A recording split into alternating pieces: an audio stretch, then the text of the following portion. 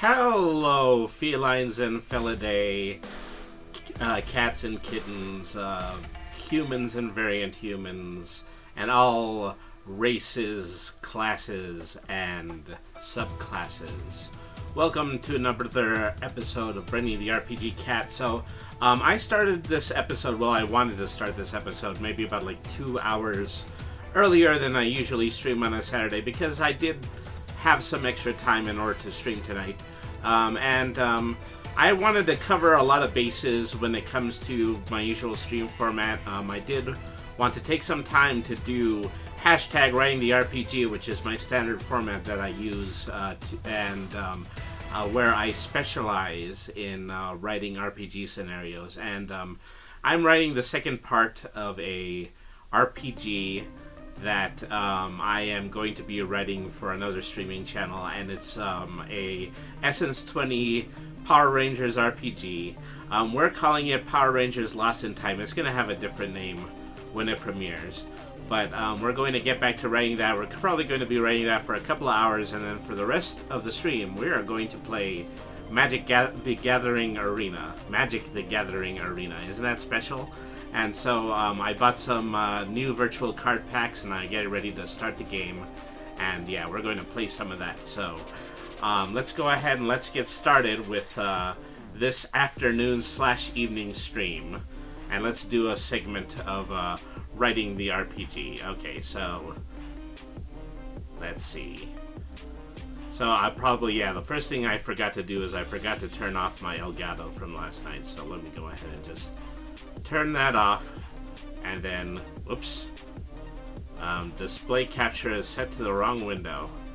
How incredibly scuffed is all of this? Let's see. Okay, here we are. Okay, so let me see. So let me go back and let me recap this a little bit. The first time I was writing this RPG, I was guesting on another channel, so I can bring you slightly up to speed with everything that has happened so far. So you're a teenager living in Angel Grove, but not the Angel Grove you might expect from other Power Ranger modules. Because you remember that Angel Grove as the setting of Power Rangers, a television series that ran for a long period of time with several spin-offs as you were growing up. You're quite the fan of that show as a kid, but you don't seem to think a lot anymore now that you've gone to high school. Your Angel Grove is a lot different. It's a simple, dull place where nothing ever seems to happen. You and your other high school buddies like to get involved in multiple school clubs, and you regularly hang out at Bulkmeyer's, which is a local pizza place and a community rec center. One day, while you are at Bulkmeyer's, a news story comes out about how strange men in gray masks have started a riot in a nearby park. They've snatched women's purses and have corralled several small children in the nearby jungle gym. You recognize these men as putty patrollers. But how could that be? Maybe it's just a prank put on by some other Power Rangers fanboys. But then a group of local police officers are sent to the scene. They disappear. Something fishy is going on, and you and your friends decide to investigate. This leads you to find a hidden space capsule which contains 6 crystals and leads you to the lair of Zordon Shard, a fragment of a once benevolent space alien who commanded a team of legendary heroes against the alien forces of darkness. Zordon Shard claims that Lord Zed, an evil space alien who once attempted to conquer Earth, has returned and is seeking to claim the crystals to tap into the energy of the Morphin Grid and use it for his alien conquest. And so this is, just kind of the opening flavor text for the stream. So just to summarize everything that has happened so far is that you're working to ace your school's annual physical fitness challenge so that your club would get your martial arts club would get some added benefits. You're hanging out at Bulkmeyer's, which is a pizza place that is run by Farkas Bulkmeyer. And so just by some coincidence, he seems to be really similar to the one that was in the Power Rangers television show. He gives you guys a gym and a lot of equipment to work out with, and so your first open roleplay has to do with editing the physical fitness test. Let's see. I don't think I have the most recent version of this. Let's see. Let me see where I might have put that. Let's let me do a search on my computer, because this one is cut off at a place that is other than where I had left off last time.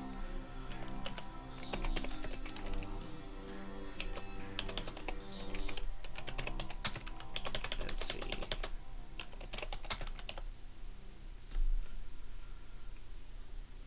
Last modified 320. I think this one might be the correct one. Alright, so yeah, okay. Let's see. To make a long story short, the park is attacked by putty patrollers. You go in, you sort out the putty patrollers, and then you get teleported to the command center of Zordon Shard, his assistant Alpha Beta, and he asks you to go and get the power morphers. So there's a bit of a split here in this campaign. Individuals who are can choose to follow to listen to Zordon Shard, or not to listen to Zordon Shard, and they are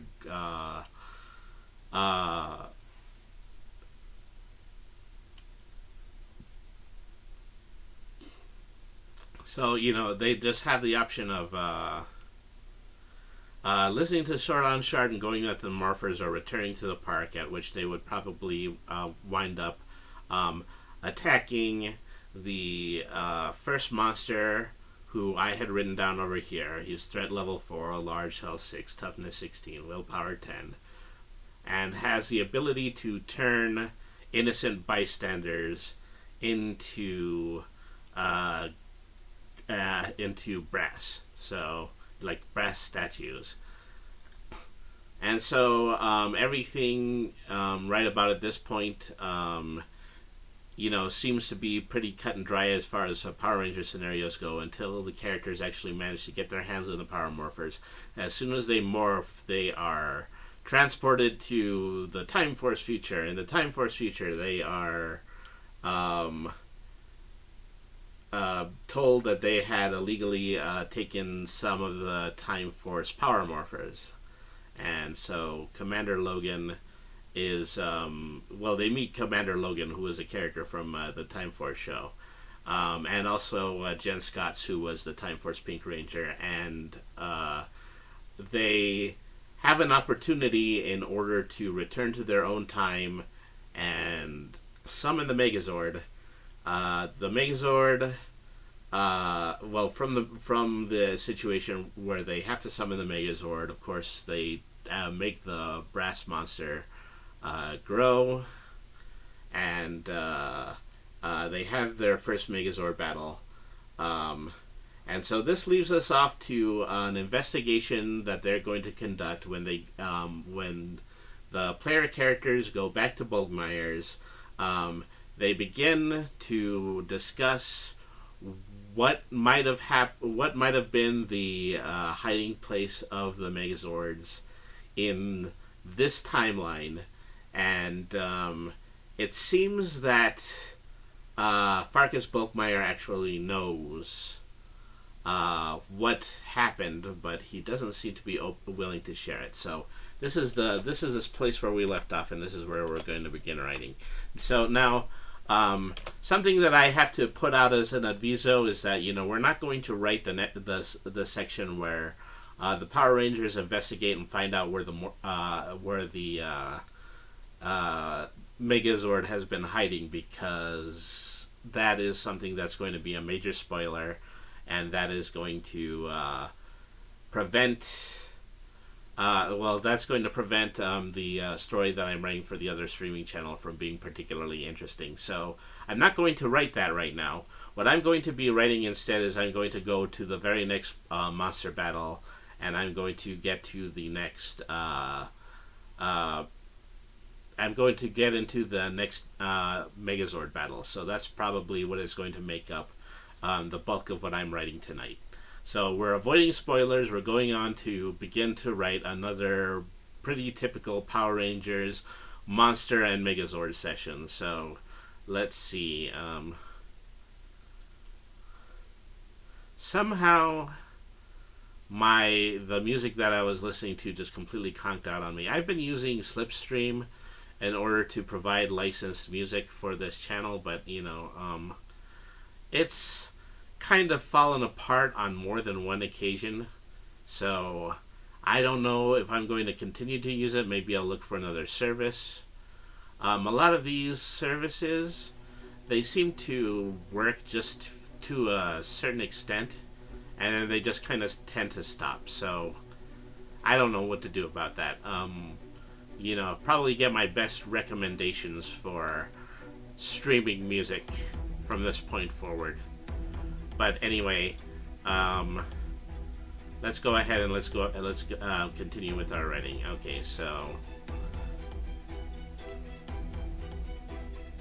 we got to come up with a title for this next one, and the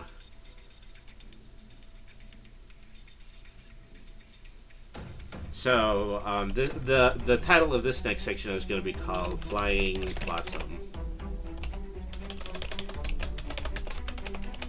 Okay, so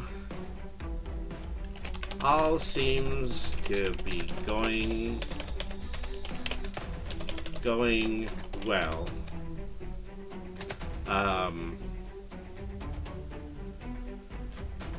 You can be assured that Zordon Shard is going to be protected.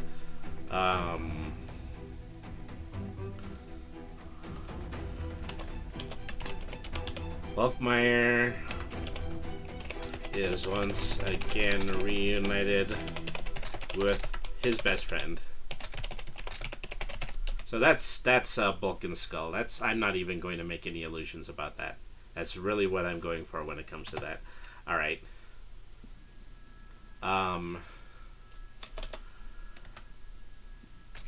And you and your friends get to continue to be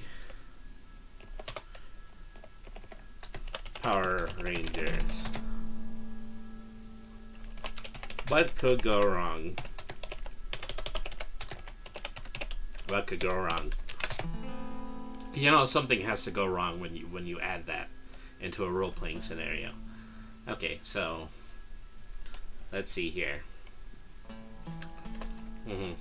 Well, no sooner than you think that. No sooner do you think that.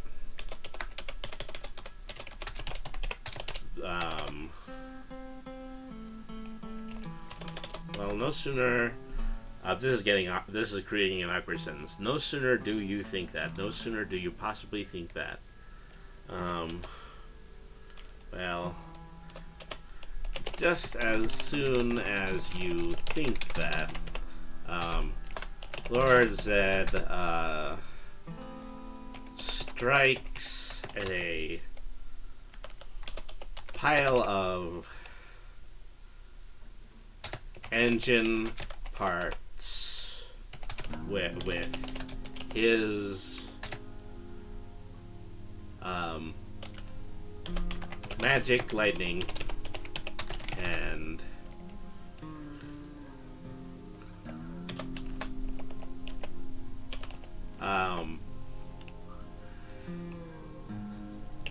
turns turns them into the monster Flying Flotsam. Alright.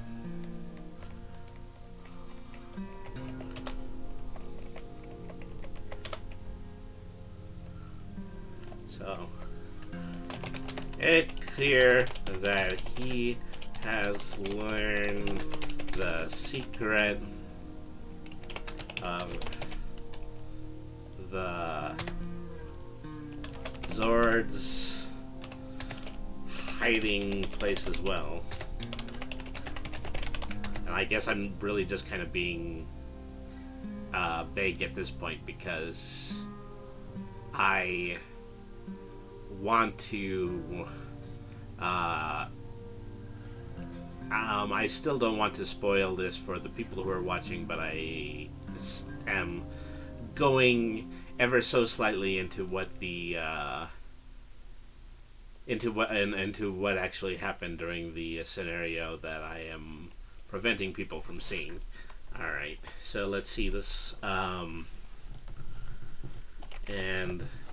has built this junk pile of a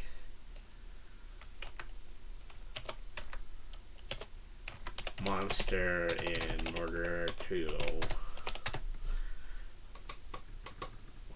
do what? In order to say try to grab a bit of Zord power of his own. Alright. So I'm gonna have to pause here for a moment, and I need to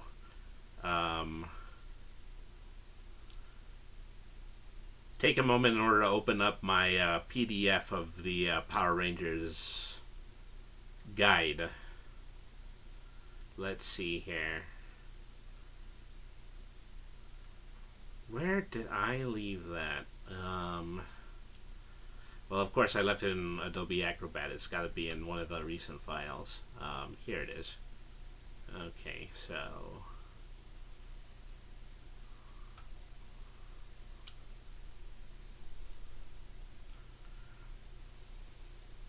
so here's the PDF. So just as with when I was writing this other scenario when I was still on the Scarlet Derby, I mostly I was mostly building monsters by copying them out of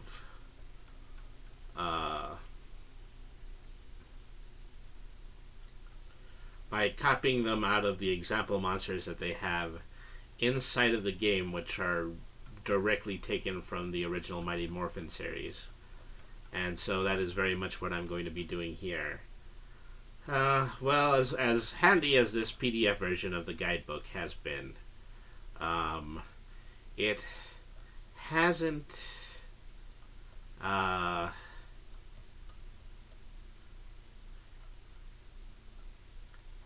it doesn't have anything in the way of hyperlinks or a quick reference or anything like that. So I think I'm going to be building this one on Chunky Chicken. I think this is the monster to choose because we're mostly going to be dealing with a monster that's going to be offensive and is going to do a lot of attacking.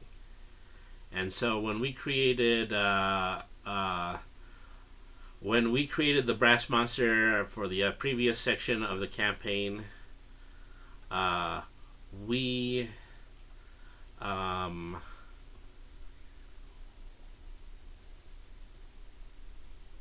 when we created the other monster, is that he was there to have not have many offensive capabilities, but he was going to just create the scenario of turning bystanders into brass. And so this is a little bit different because we really do want this monster in order to be fighting the Power Rangers. And I have lost my music again. I have lost my slipstream again. I wonder if I have run out on my subscription. I really don't know what's going on with that. It just seems to play a couple of songs and then it seems to give up, and I'm not entirely sure about that. Let's see. Let me try to hit the shuffle again.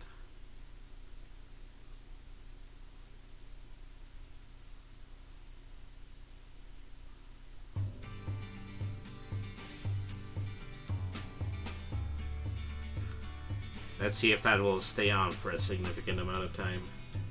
Alright. Alright, so time to start constructing this monster. Playing Flotsam Threat level 5.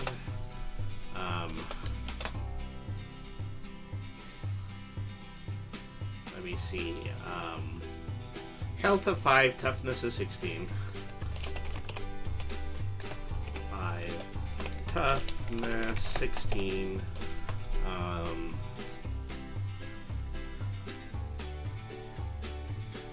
Evasion 14.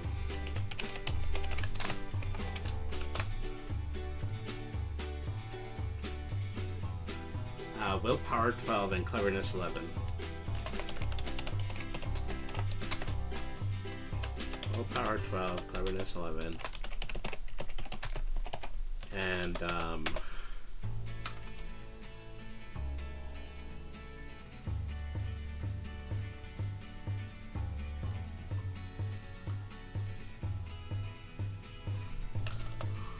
plus 4 brawn.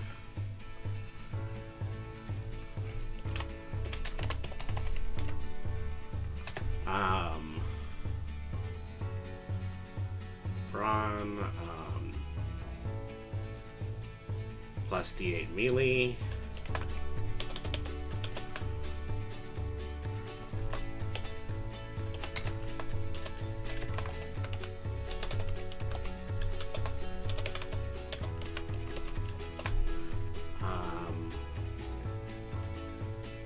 Plus D4 perception.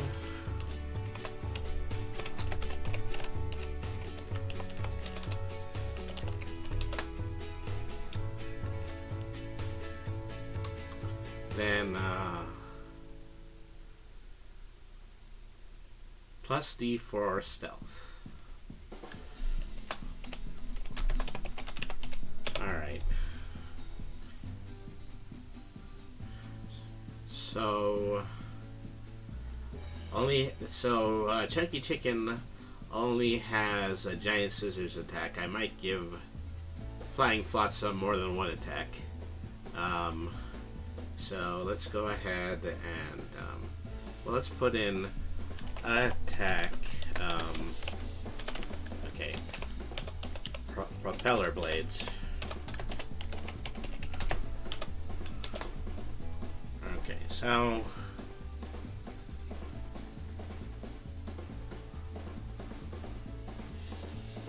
and then let me see. Plus D8. Plus D8. D8. Sharpness. Probably the same amount of sharpness. Sharpness.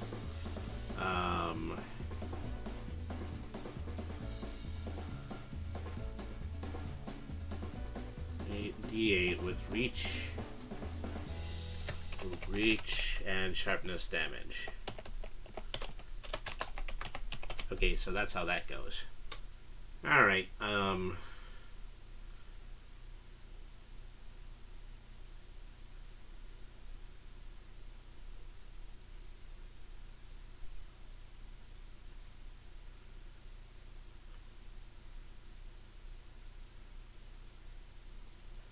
so he does have some powers. He has teleportation and levitate, but I think I would want to have this monster to have different powers.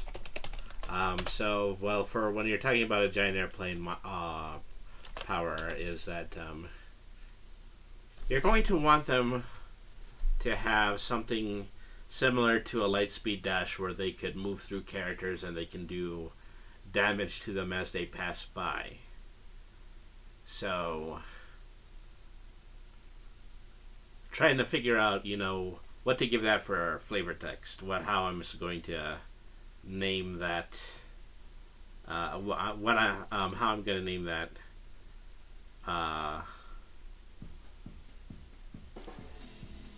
Let's see.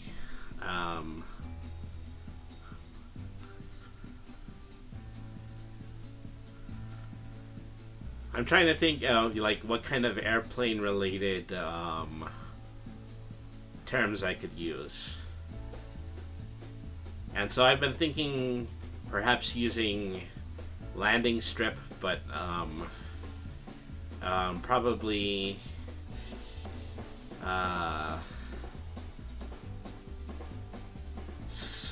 probably, let me see. Probably actually just call it a runway instead. Alright, so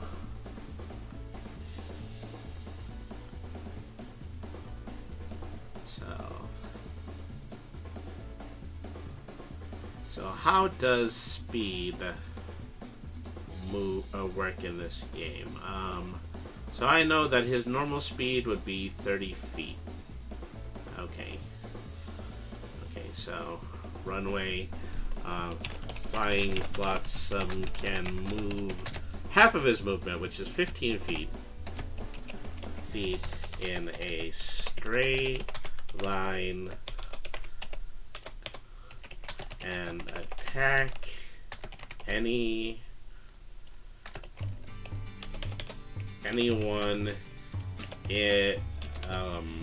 in melee range of his dash. Let me write that a little bit better. Flying flotsam can dash 15 in a straight or diagonal line and attack anyone in melee range in his dash. So he's limited to 8 directions of movement when doing this, but okay. He can touch in melee range of his dash.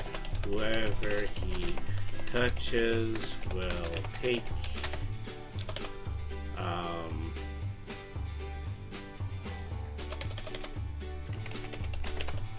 will need to save against their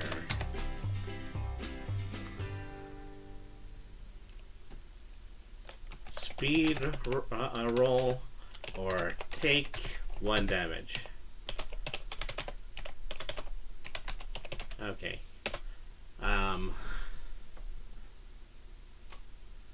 And let me go. I want to change this to a runway.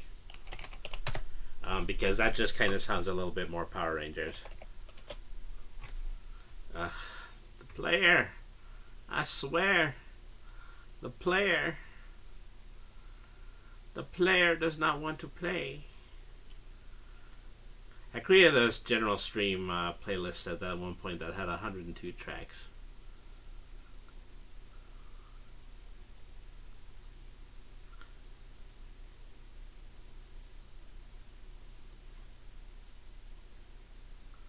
I'm going to need to go back and hit up Slipstream and figure out what exactly what would be going on with this. And anyways, I think I might have to transfer my account with them while I'm at it.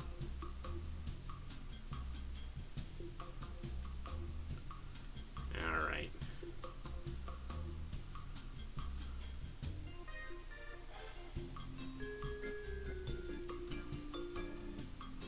So you probably should have a second power. I'm trying to figure.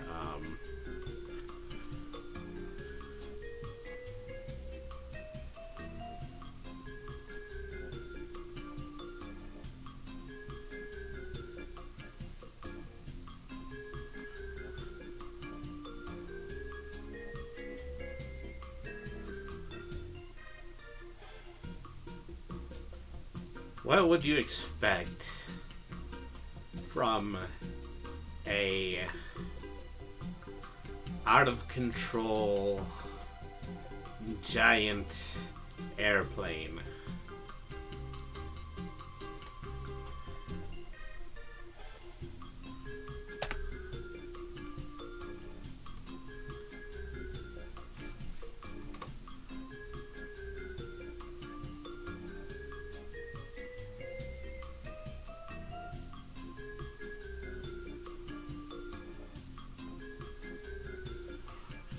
Well, you'd expect a barrel roll.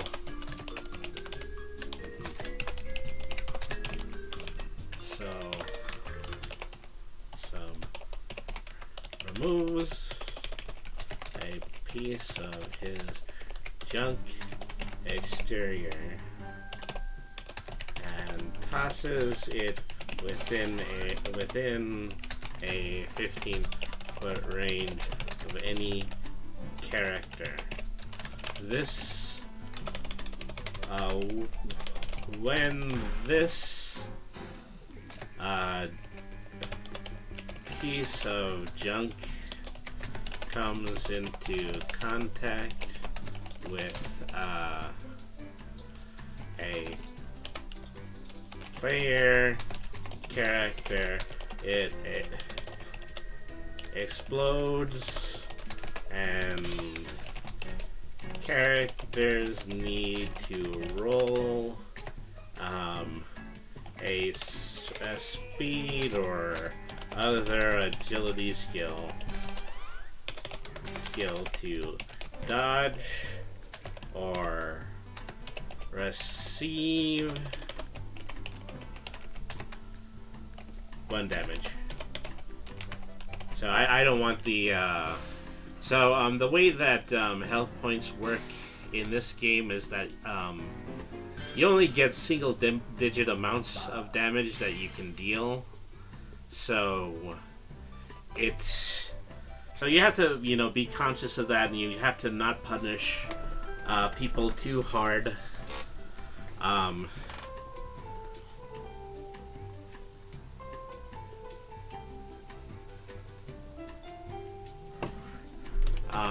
Can't punish players too hard because you need to make sure that they're still going to be able to get up after your attacks. And so I would say that, an average player would have an HP of, probably 3 or 4 if they were unmorphed, and then 5 if they were morphed, and up to 9 if they were morphed. And so, depending on how long they spend in this scenario,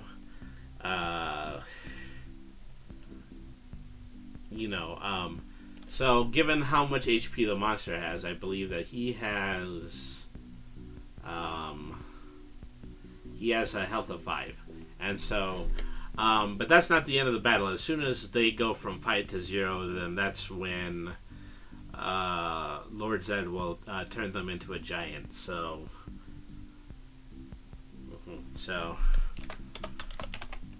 okay.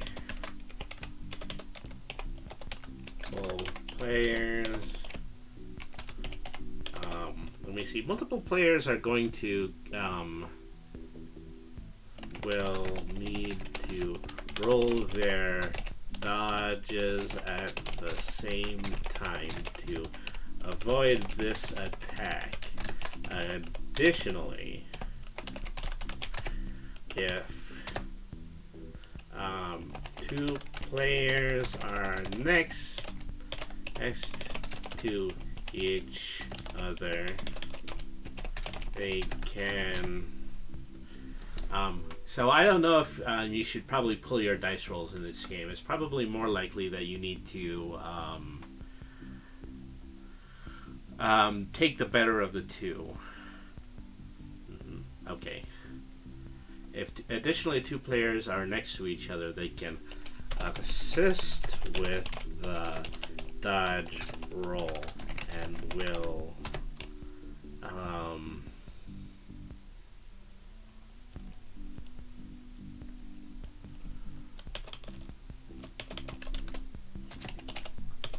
whichever of the 2 players rolls higher will give their dodge stat to the next player.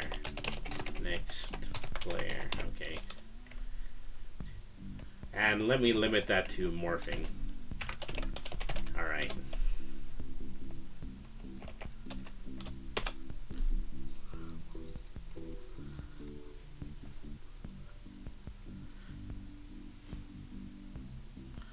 And so, I just kind of have to write the standard, the standard part of the monster battle here. When flying flotsam is reduced to 0, Zed will make the Zed will turn the monster giant, and then we will proceed to a Megazord battle. So I'm writing the Megazord battles in later. I mean, not simply because I'm trying to avoid spoilers, like I did with the subplot of this episode, but I also just need some additional time in order to look through the manual and figure out specifically how Megazord battles are different. So that's why I'm just kind of skipping them from this point. And so we get to the epilogue. Alright.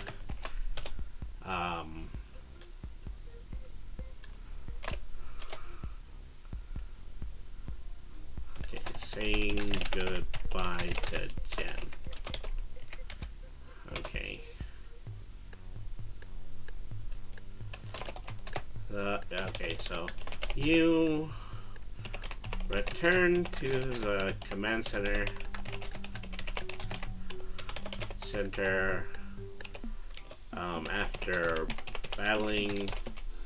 after battling Flying Flotsam. Okay, you're surrounded. Okay, you return to the command center after battling Flying Flotsam to find that to find an enormous amount of improvements made to the space. It seems while you were investigating with Jen Scott's, it seems that while you were investigating with Jen Scott's,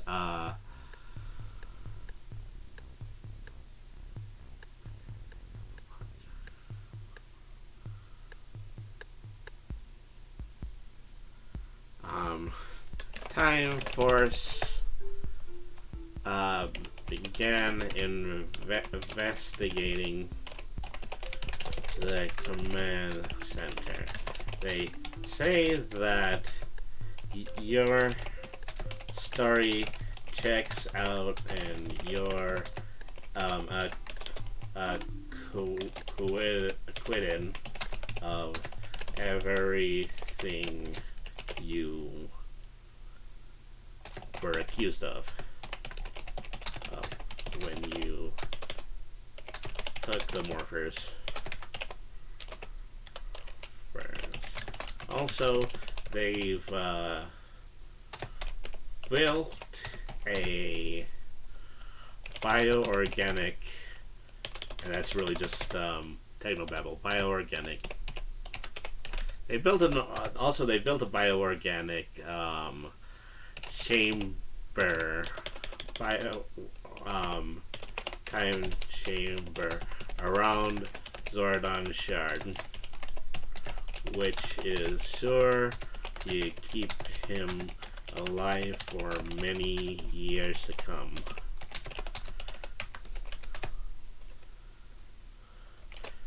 Jen delivers the news that oops. Sorry, I'm starting to write so low that my tail is beginning to block the text. Well, let's see.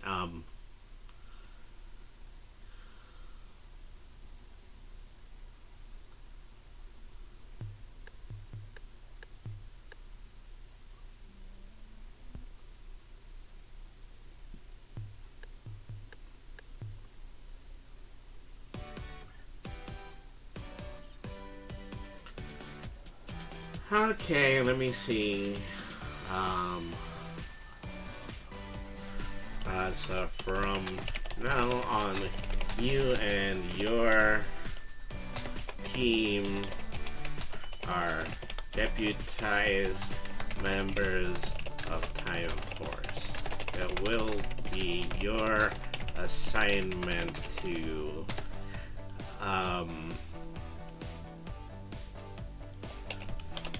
fix alternate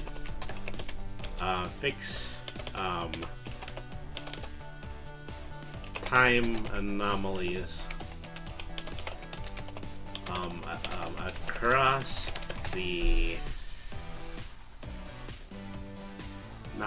across the shattered timeline, beginning with the time anomaly which created your version of Angel Grove. Alright. Unfortunately, Jen needs to return to the future.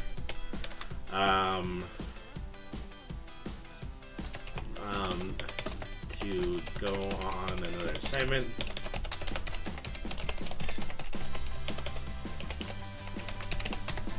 Alright. On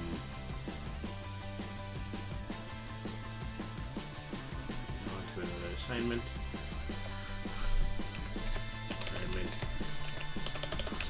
But she leaves you with Zordon, Shard, and Alpha Beta as your commanders.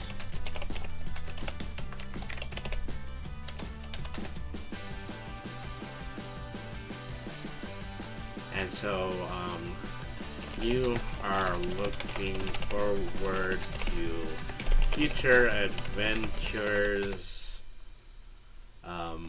with your team of Power Rangers. Alright, so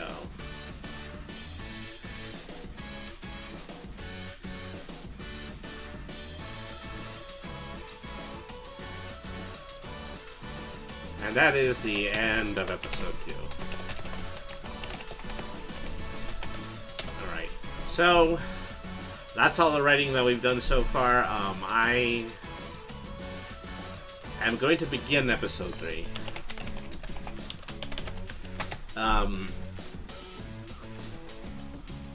So I'm skipping, a significant amount of that just so that, I can avoid spoilers. But yeah, for the most part, I can just go on with the third scenario. It makes me a little nervous because what I need to do is I pretty much have to create this next part from whole cloth. I have to really just invent what I'm going to be doing here. Alright, so let's see.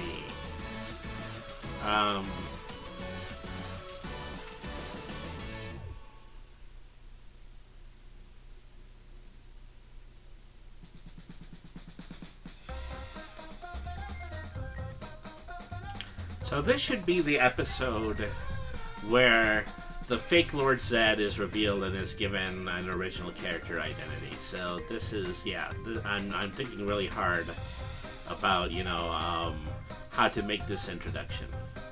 So let's see.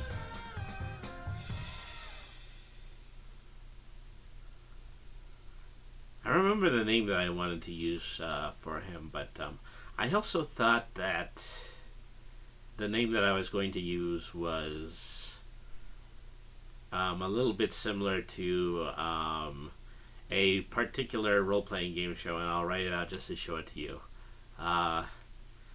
So the original villain's name in this was going to be called Vex Mechanics,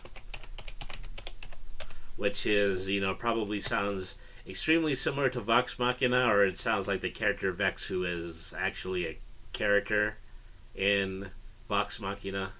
So I do need to probably make a change to the character's name, and so let me contemplate this one for a while.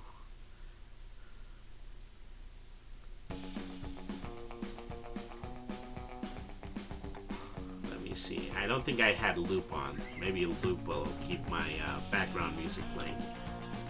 If not, I'm just going to have to throw this one aside and use the in-game music for Magic when we play Magic later. Alright. So instead of Vex Mechanus, what can I possibly call him? The Real Salties! Thank you very much for tuning into the stream. So, my name is Brainy the RPG Cat, and I am an RPG writer. I'm spending the next couple of hours writing a Power Rangers Essence 20 scenario using the Essence 20 engine that was created by Renegade Games.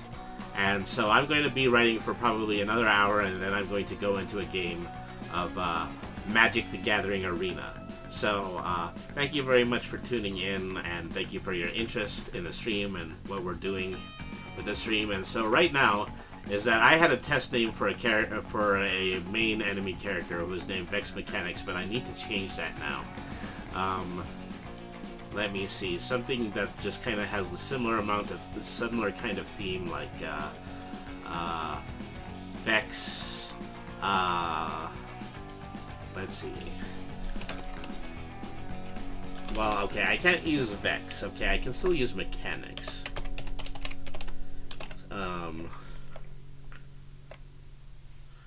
Doom Mechanics.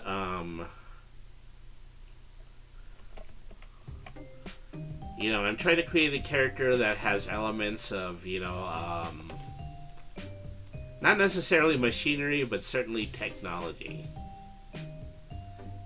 He's going to be something of a virtual reality character, and he's going to have a direct connection to all the glitches that are happening in the Shattered Grid and the Mighty Morphin Power Rangers continuity. Something that is discussed pretty largely when it comes to the stories that have been written in the Power Rangers comic books that are being released at the moment. So let's see. Doom Mechanics is not too bad. You know, and so there's lots of variants I can do there. Dread Mechanics.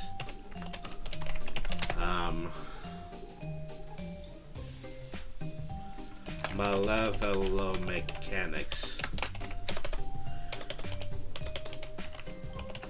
And so Malevolent Mechanics, that kind of makes me think of King of the Hill. Because for a long time, King of the Hill had a location called Megalomart, and Megalomart was, you know, it's supposed to stand for Megalo as in low prices, but it really just kind of stands for Megalo as in megalomaniac. Of the two that I've written so far, I think Doom Mechanics and Dread Mechanics are the better ones.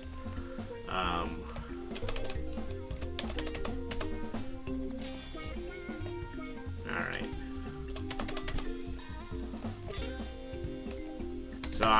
So at least for the time being, I'm solid with Dread Mechanics, so.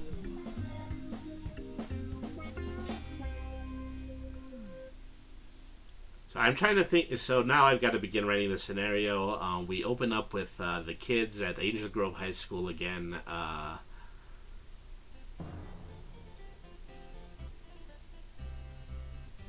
So you have returned to Grove High School with all of the crazy space alien alternate dimension and space alien alternate dimension and Power Ranger business that you've been involved to.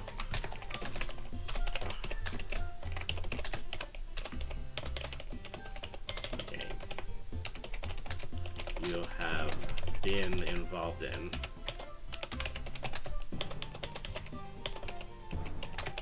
Alright.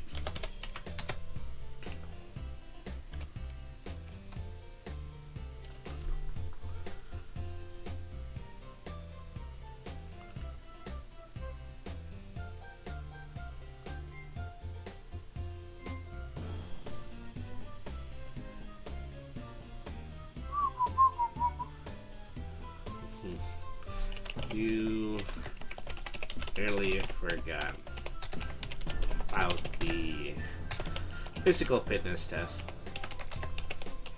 fitness test. And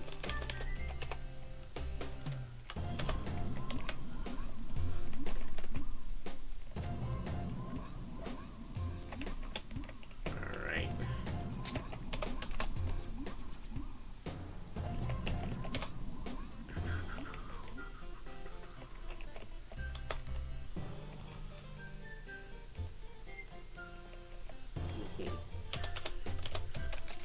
And you are, and your club is set to hit the field with your,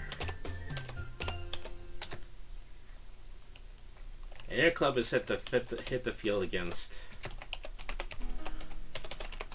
your rivals in the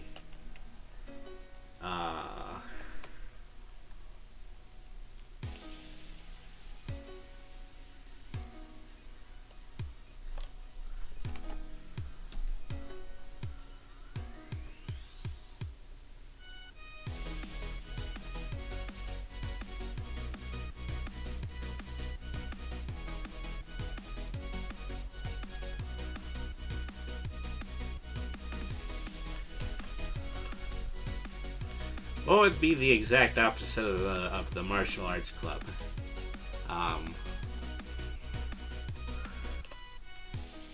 Say. So I'm thinking gymnastics club, or possibly. What do people get involved in these days? People really get involved in CrossFit, so maybe the CrossFit club. CrossFit club. The CrossFit club is made up of your general purpose muscle heads.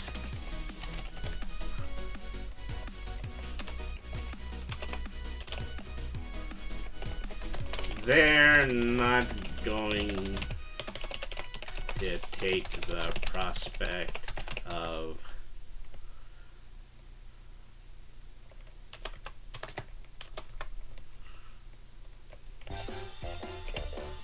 they're not going to take the prospect of losing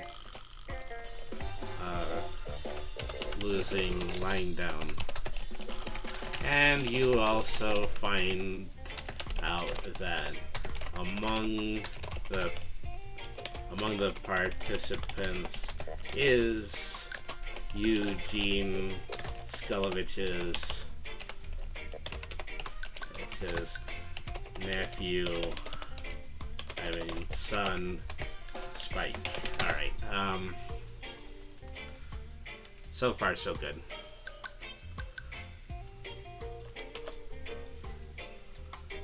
So, I would like to introduce two NPCs here. One of them is going to be, one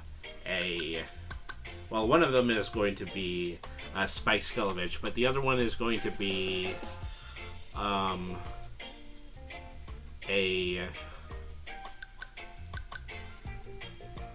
an NPC that's kind of in the vein of the main villain of the Karate Kid, and so I've watched only just a little bit of Cobra Kai, and I found it entertaining.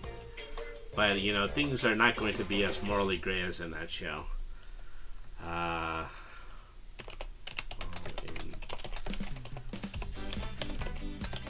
So I'm going to start out by thinking, I think it was Johnny Lawrence. That was the name of the character from that was in the Karate Kid, and was also in Cobra Kai. So let me see. Okay, NPC Lewis, and then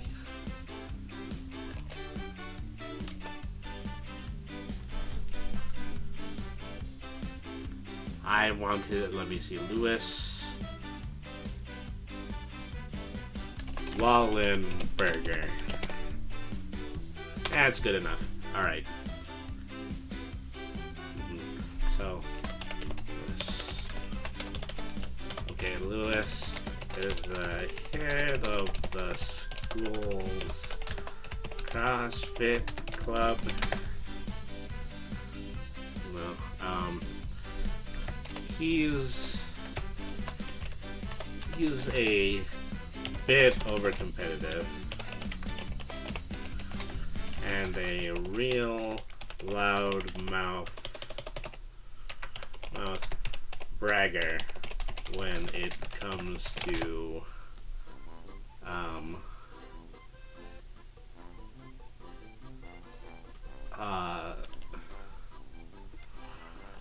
showing off when it comes to how great his club is.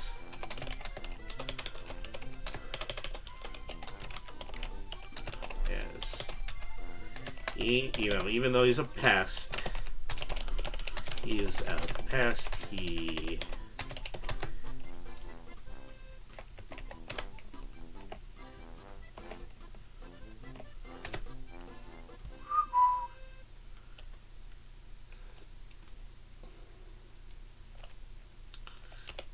a strong competitor, and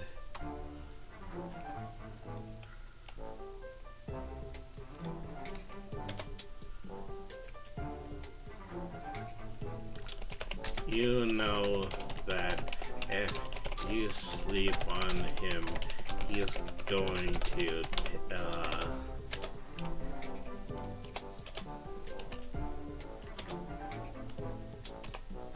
walk away with the prize.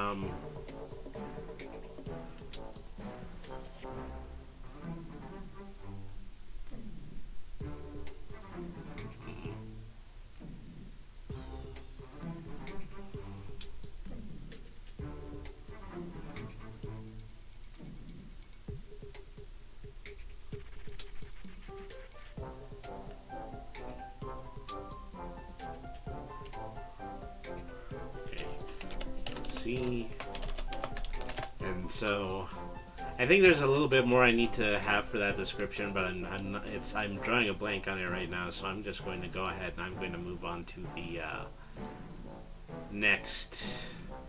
I'm gonna writing Eugene Skulovich's description. Well, not Eugene Skulovich's, so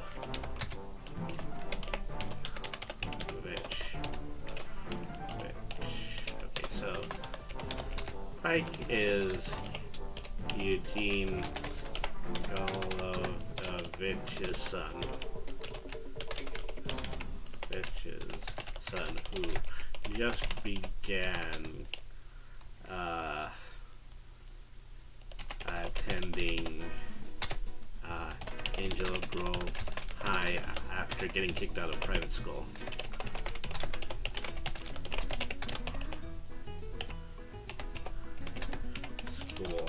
He's been told by his dad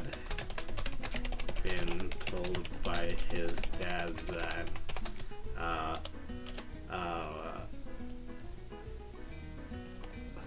Angel Grove will put some character into it.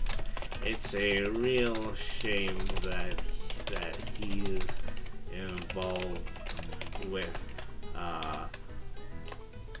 Lewis and his goons. But he seems to be a good kid and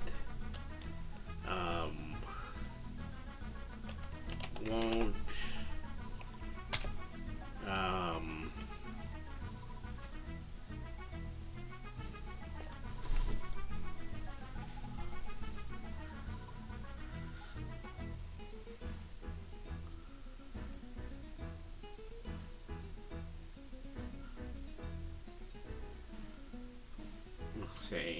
and so won't take his competition against you too far. He is also sincerely. He is also a closet martial arts fan. He keeps a bamboo practice sword with him at all times, a gift from his Uncle Bulk.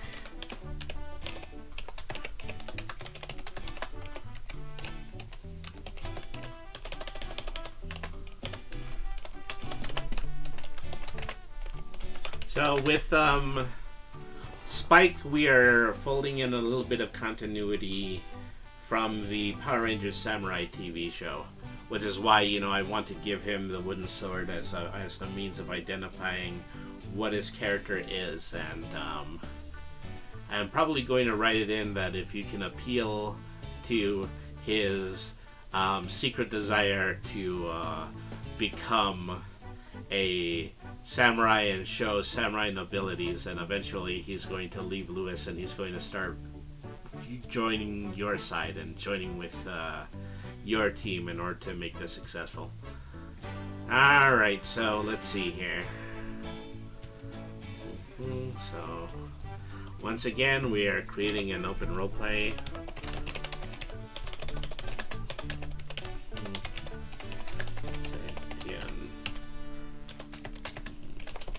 Physical fitness test.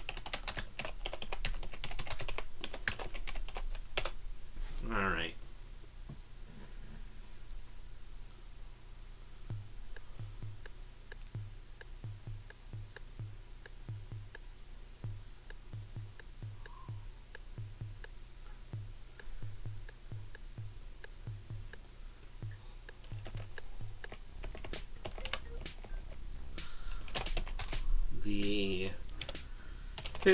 This year,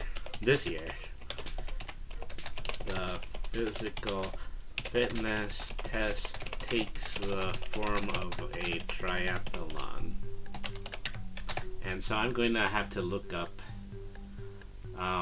what specifically happens in a triathlon so I can make up what the events are going to be. So, swimming, cycling, and running. Okay. So, let me share this with you. Alright, so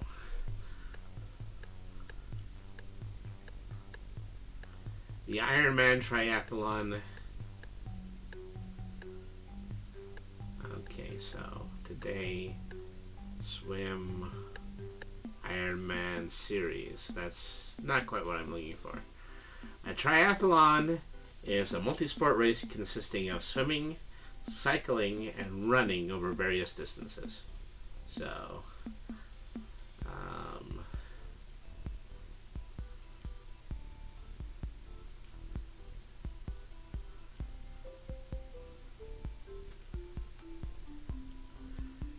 so that's basically what I have to do, is that, you know, I have to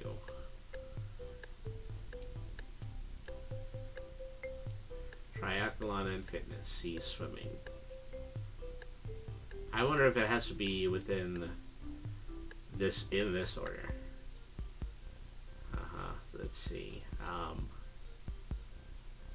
Triathletes will often use their legs less vigorously and more carefully than other swimmers, conserving their leg muscles for the cycle and run to follow.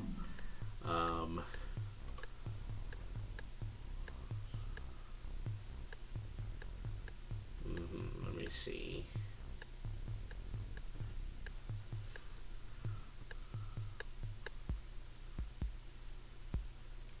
I mean, do you swim like a certain distance? Do you swim a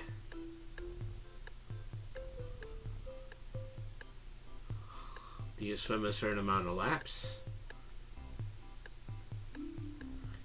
And so this one is open water, or rather than instead of a pool. But I think since this is high school based, it's going to need to be a pool. Let's see.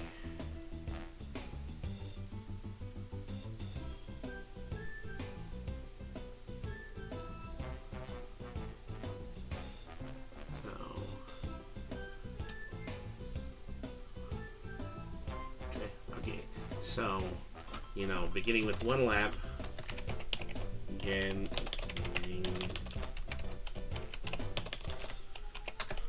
with one lap across the schools Olympic swimming pool.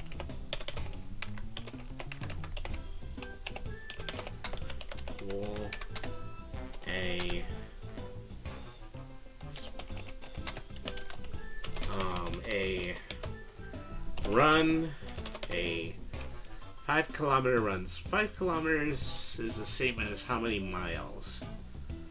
Let's see. Miles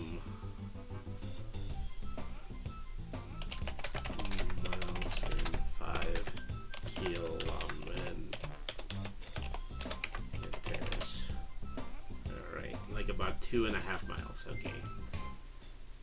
A 5-kilometer run across Angel Grove Park, which is the second time that it's appeared in this scenario so far. And a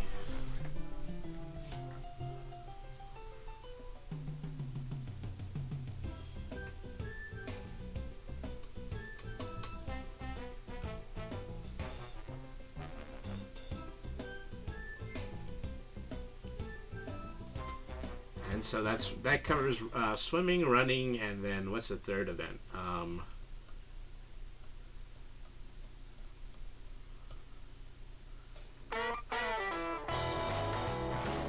Oh, and let me see.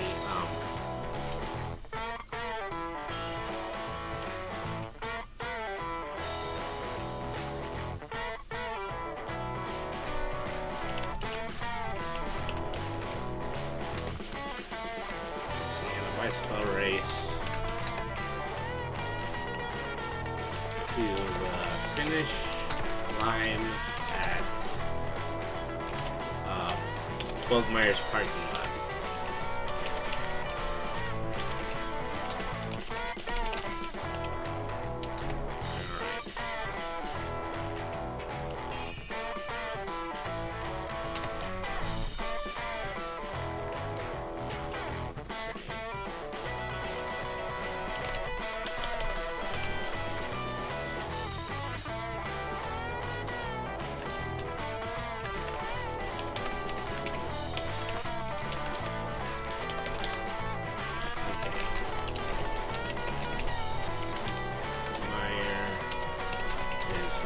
With finishing trophies,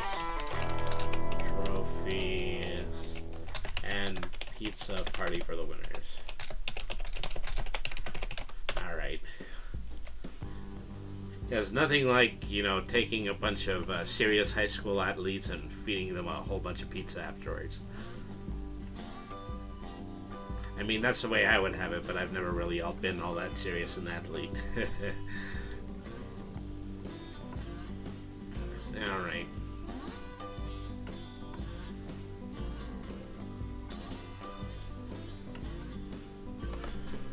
So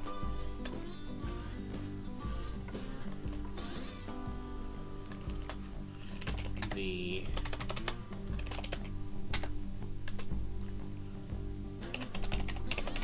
CrossFit Club has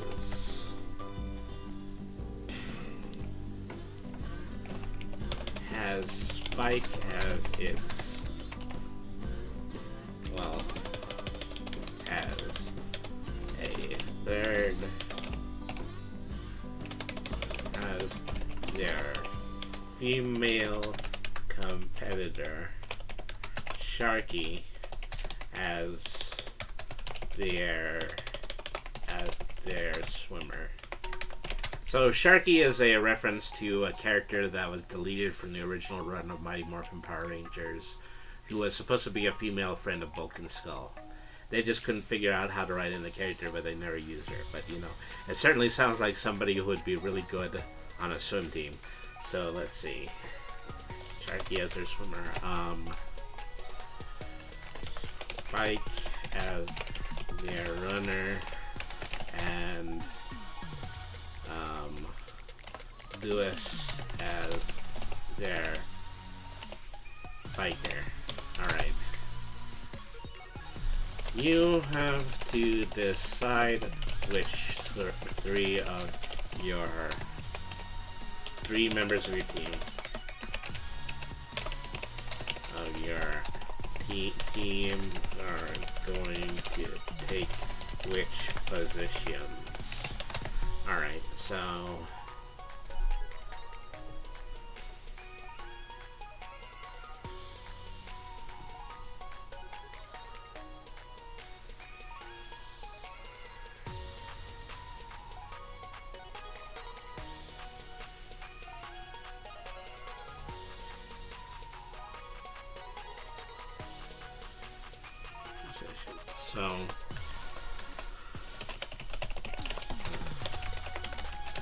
on your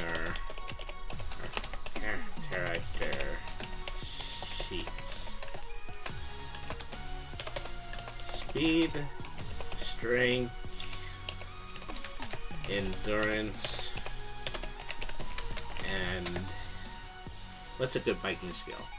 I mean, endurance is a good biking skill.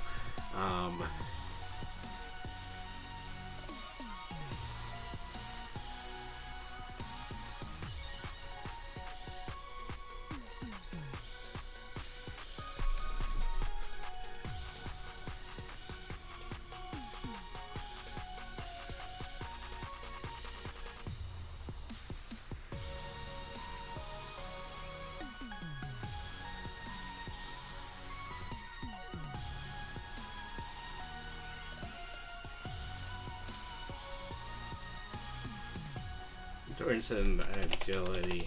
Well, I'll play a role.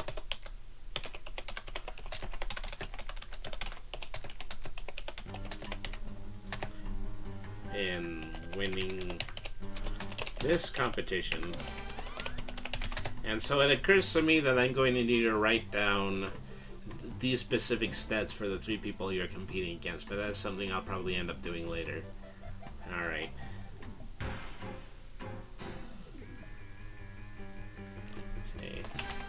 So, smarts and specific intelligence skills will also factor in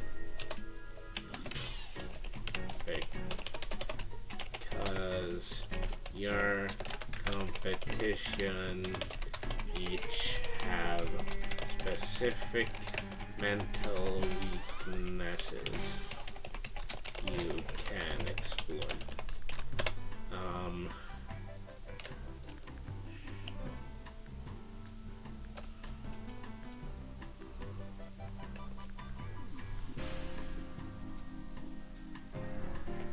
And so sometime in the middle of the physical fitness competition, you know, it's going to get interrupted by another attack from Lord Zed. And probably another monster battle. And so I've got to figure where that enters into the physical fitness competition. Alright, so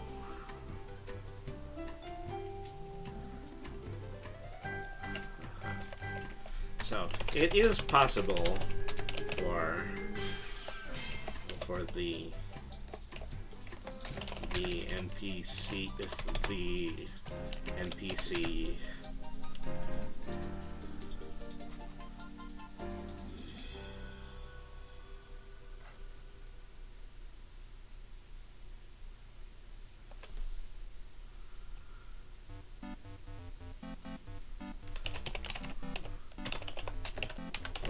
club to win this competition. Following the first two events, the park is once again set to be attacked by Lord Zed. But following that attack, the competition is resuming with the final bicycle race. Alright.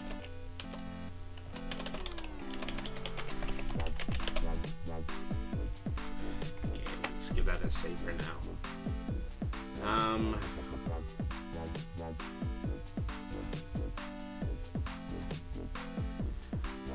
So this is where the monster attack is going to come in. I've got to dream up another monster. So far in this competition, well, so far in this role-playing game, we've had a monster made out of a bronze trophy. We've had a monster made out of airplane junk. So the first thing that I think is starting to emerge as a theme is that all of these monsters appear to be made up of some kind of mechanical device. So if I were going to pick out the third monster, then I might want to choose one of so I might want to make it like a mechanical monster. I'm thinking about a bicycle monster simply because of the bicycle competition that's supposed to be happening. But I'm also thinking about something else, is that I remember that Mighty Morphin Alien Rangers had a monster that was actually created using bulk, and that might be something that I want to do using Lewis. So Lewis is going to turn into a monster. Maybe Lewis is going to turn into the bicycle theme monster. And so I'm trying to think of what the bicycle monster's name is going to be.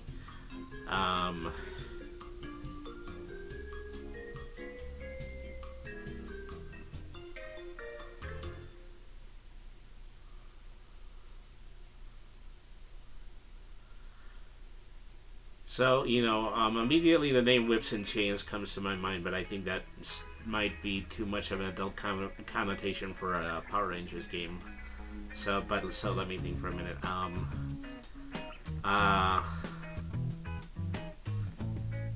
10 speed. I'm leaning towards 10 speed. Mountain bike.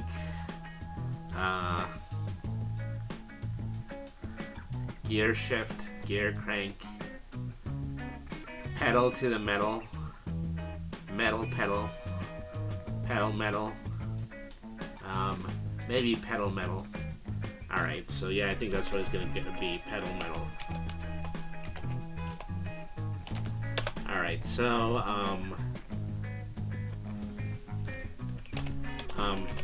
just before the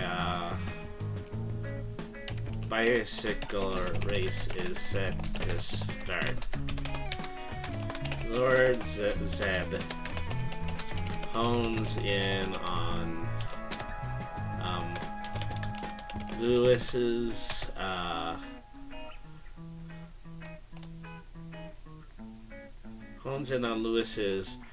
rather obsessive need to win, and decide to exploit the evil in his heart, transforming him and his bicycle into the monster pedal metal.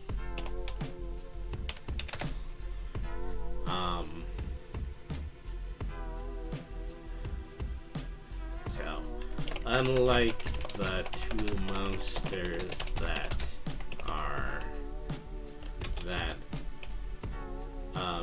you have battled before,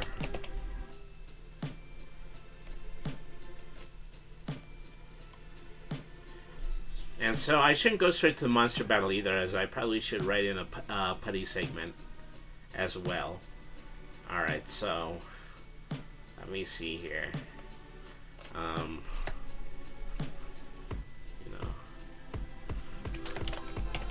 Metal seems to be completely invincible.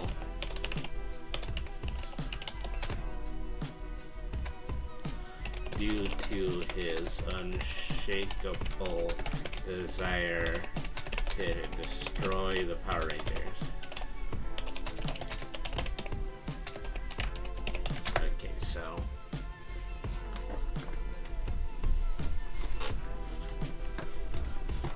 let me see. I would like so in therefore Raiders to win this one, they must call upon their individual power weapons. So I'll write the mechanics for that in just a moment, but the first thing I'm going to do is I am going to write in the Putty Patroller attack that has to come in right about here. Putties at the park.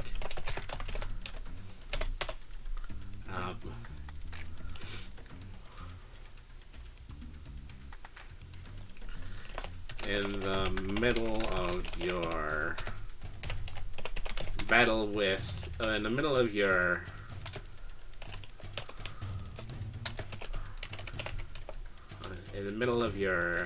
track competition with Spike, the Angel Grove Park is once again attacked by Putty Patrollers. Can't understand why they are there, but it's clear you have to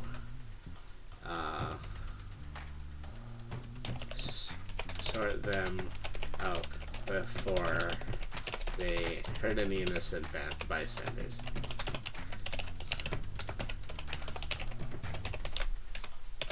Alright.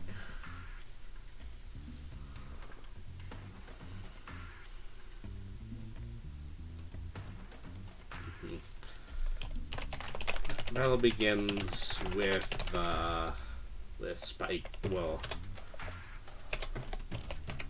begins with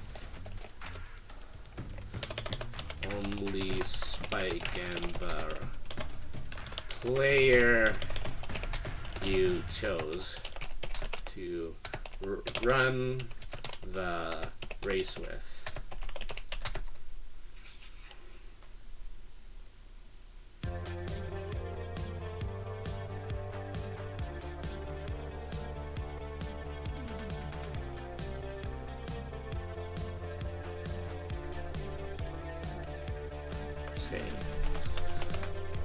Spike is reluctant to get involved with the battle.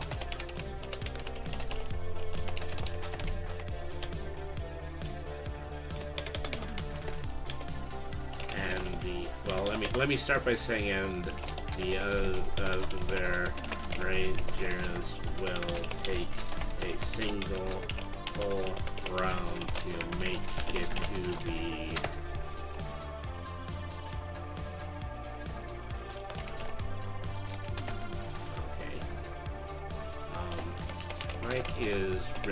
Spike is reluctant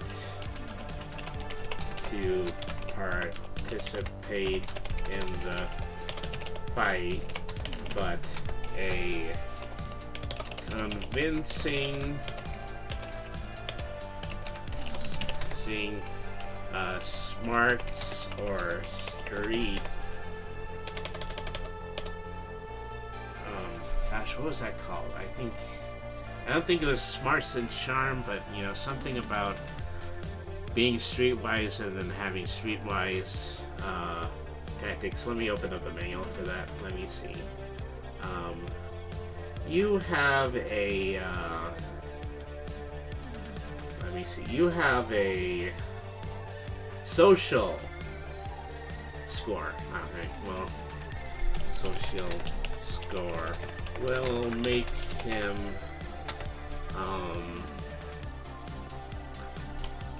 will convince him to awaken the, will convince him to awaken the samurai within him. Right, within him. And as it turns out, he is actually pretty good with that. He's actually pretty good with that bamboo practice sword.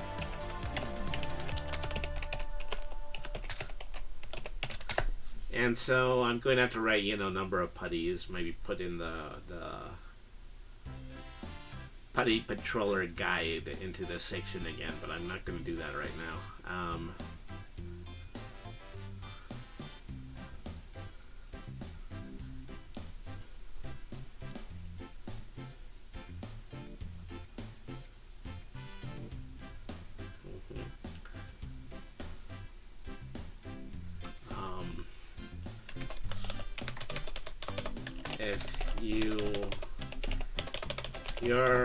If your party successfully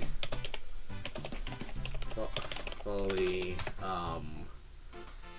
managed to bring Spike to your side, he will also weaken Pedal Metal with his newfound sense of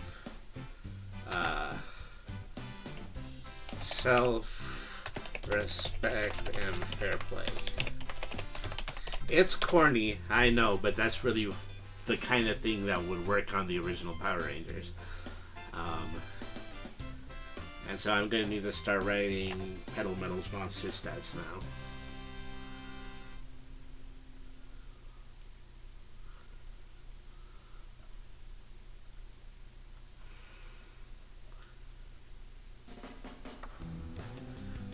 So once again, going back to the monster section of the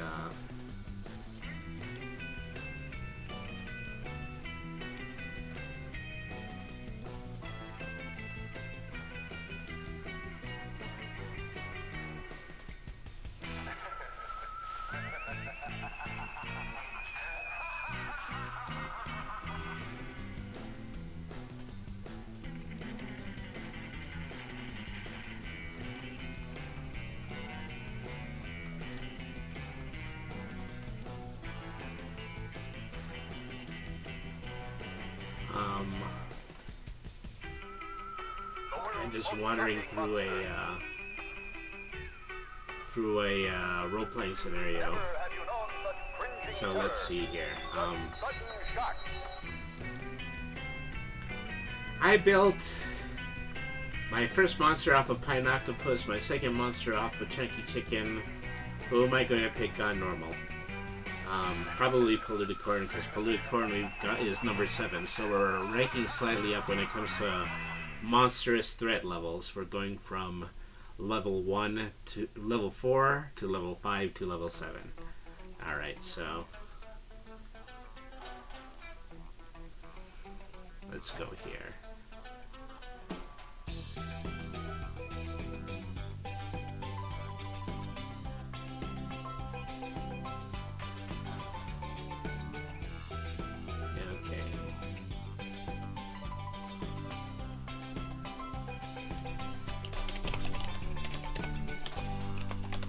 Pedal Metal. Okay, threat level 7.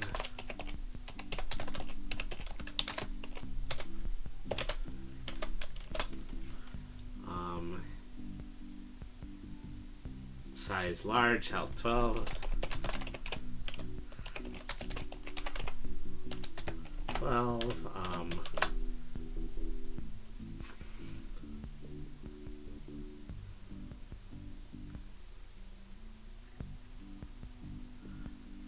Toughness 16.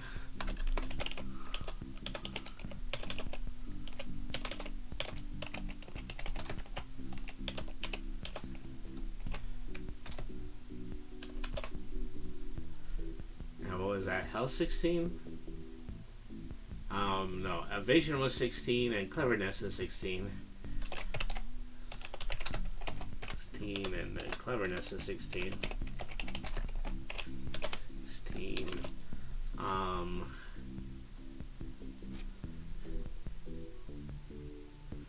Willpower is 13. What is 13? Alright.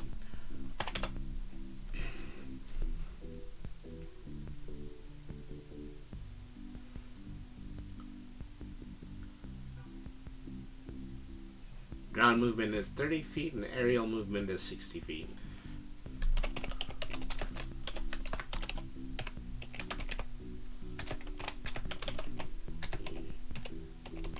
Well, maybe I'm not going to make this one fly. It probably doesn't. That doesn't seem to be like that doesn't seem to be a particularly good idea. So attacks. Of course, he's got a chain whip. He's he's gonna whip with bicycle chains, which probably doesn't feel good even in a completely E-rated and say so kind of a game just like this one. Alright, so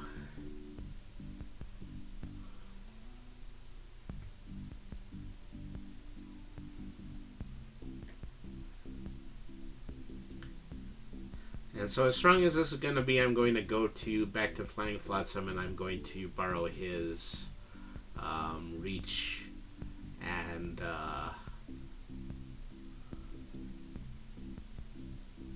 so it's a plus D8 with reach and plus D8 with reach and with and melee damage, reach and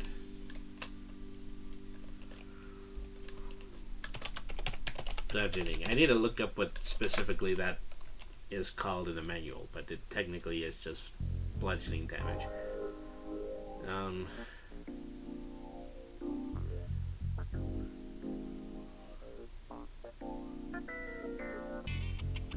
Chain whip, fleeing wind,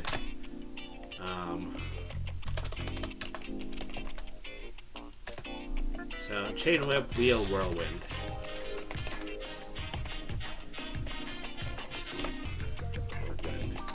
Does no damage. Pushes a single character backwards 30 feet. Alright. And so I'll probably be able to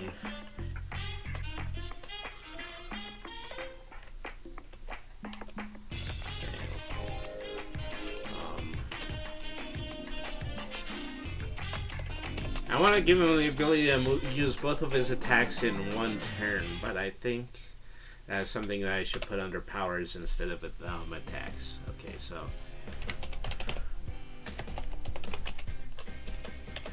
never a quitter.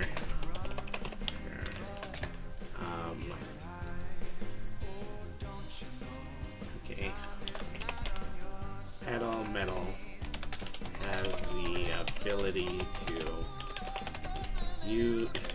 use his 2 attack moves within a single turn. In the order of chain whip followed by wheel whirlwind.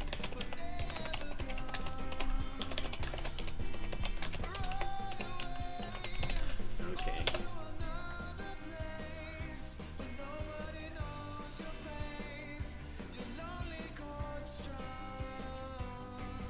So this guy's going to be a tough enemy. He's got a very large amount of attack. He's got a very large amount of defense.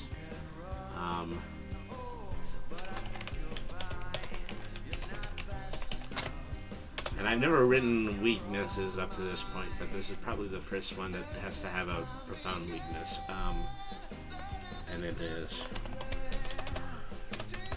power weapons do +4 or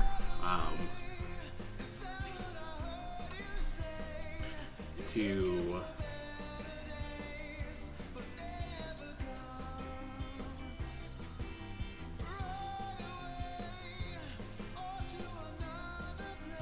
an additional D4 to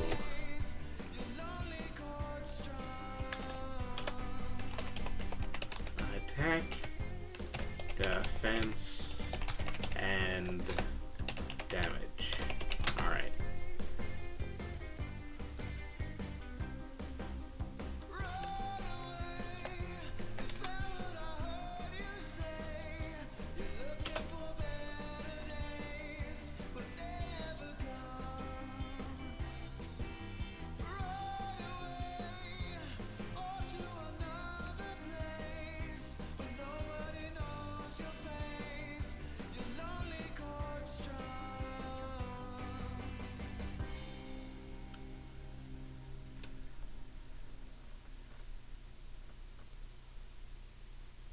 Now that I think about it, I kind of think that Pedal Metal is really going to take over the central part of this conflict. So this probably isn't going to be the episode where we find out who the actual big bad is, but it's probably going to be the episode following this one.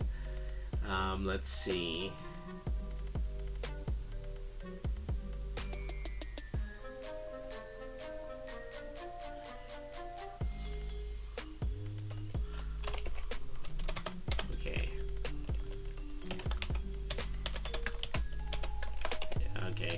If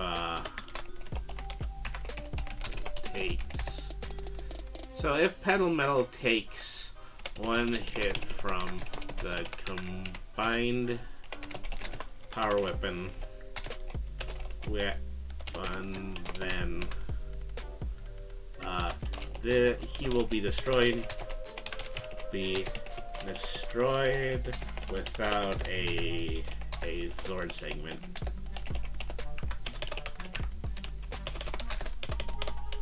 If his HP is reduced to 0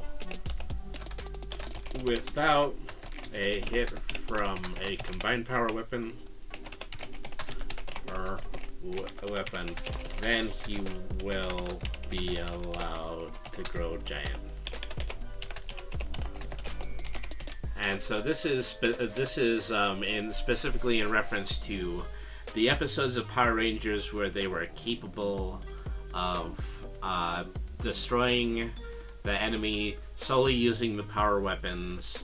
I'm just making that into an in-game mechanic. They won't advance this into a Megazord battle if they can actually hit them with a combined power weapon. Alright, so that's how that goes. That's how we are going to do that. Alright, so right now I see it's about 7:15. So what I'm going to be doing right about here is I'm going to go ahead and I'm going to save my progress for now. So let's give this a save, and then I'm going to take a break for maybe just about 5 minutes, and then we're going to move on to the second part of the night, which is going to be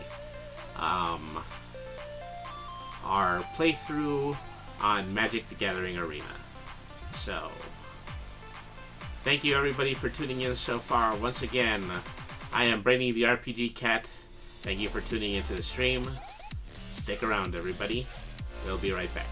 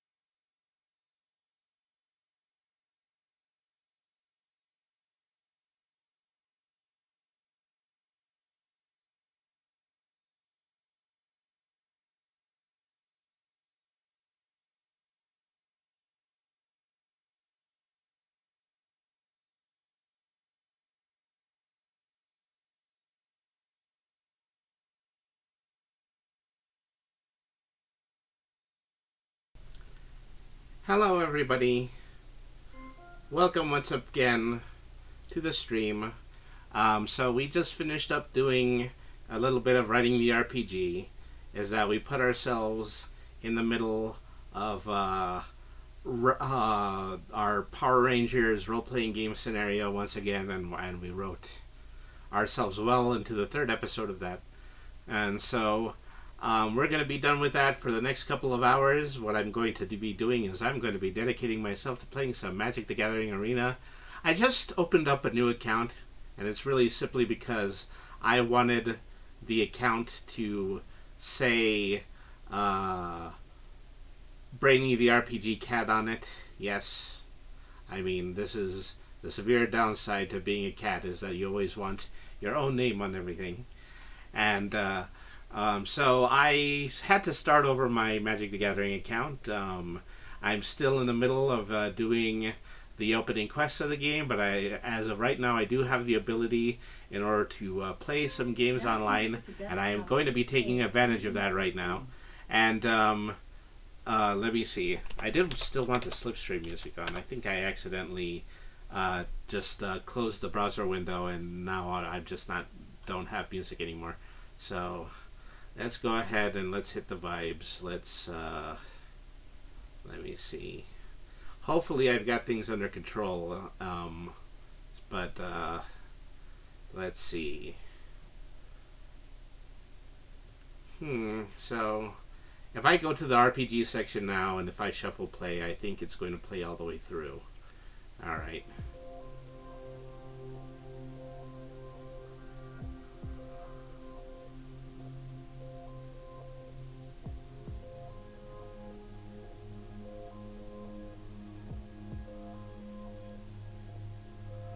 Okay. So let's go ahead and let's head back over to the game screen, and we're gonna play some Magic the Gathering Arena. We're gonna open up all of our new packs. We're probably going to play one NPC quest, and then we're going to follow that up by playing a few rounds online. So let's see how it goes. Whoops.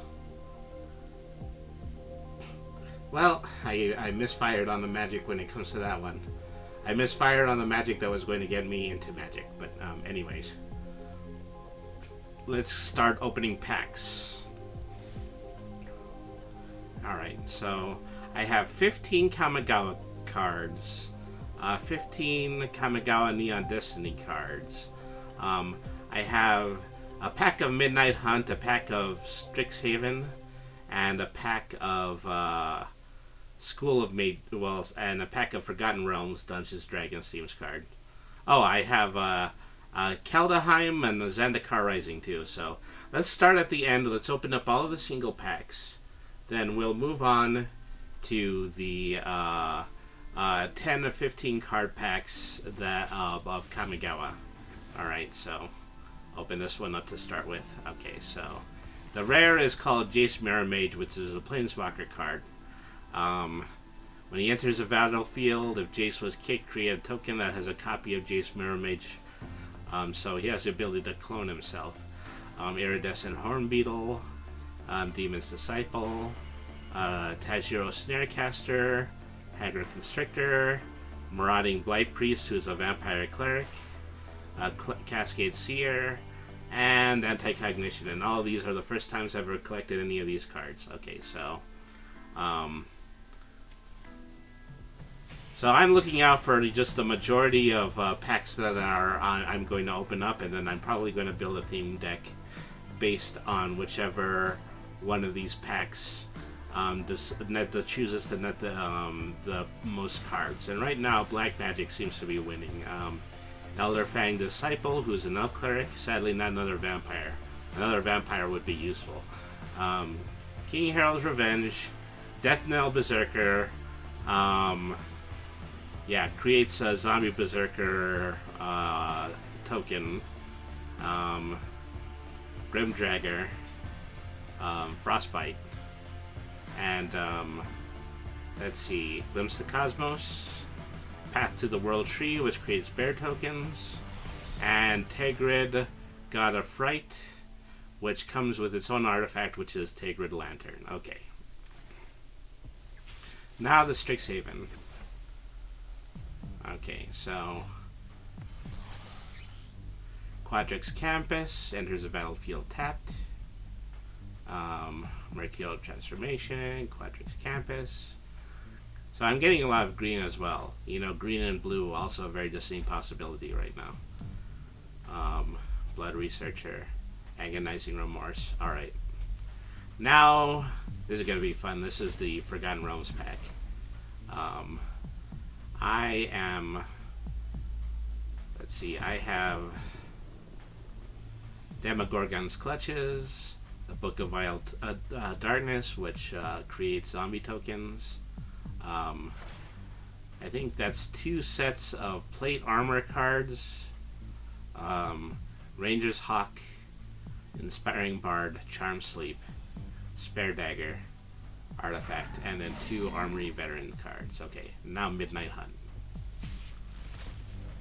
Okay, so Castaway, Dawnheart, Lake to Slaughter. Let me see, a common wild card. Redeem this wild card for any common card by adding the desired card to your deck. Okay, that's basically what that does. Okay. A Stuffed Bear. Tap 2 and it becomes an artifact creature until the end of the turn. Alright. Abandon the Post, Plummet, and Blessed Defiance. Okay.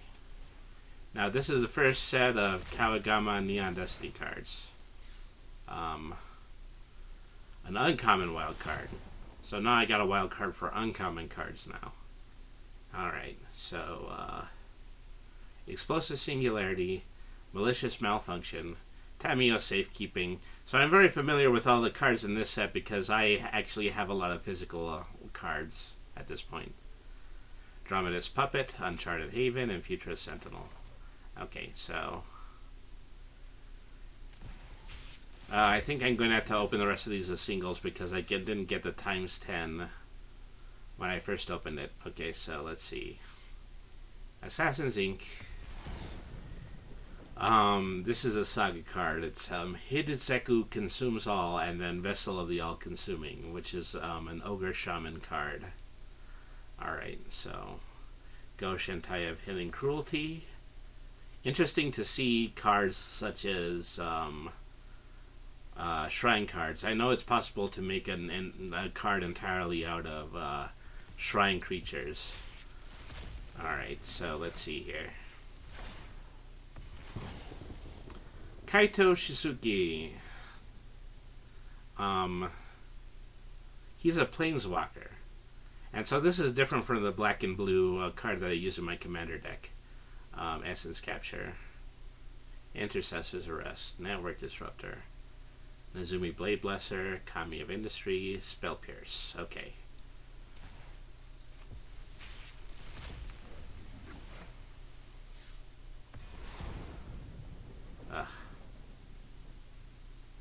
I think I lost my music again. It's hard for me to tell, or you know, that other music that I just played had a very quiet ending to it.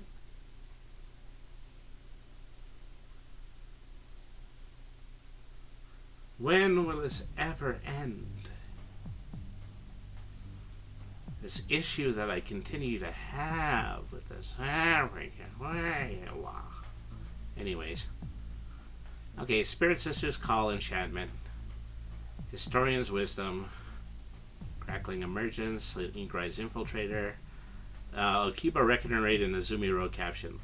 That's probably one of the sagas that I most like to play, because of its first ability, which makes every opponent lose 1 life and then makes you gain 1 life. Alright, so Coiling Stalker, Plain Iron Incision. Alright.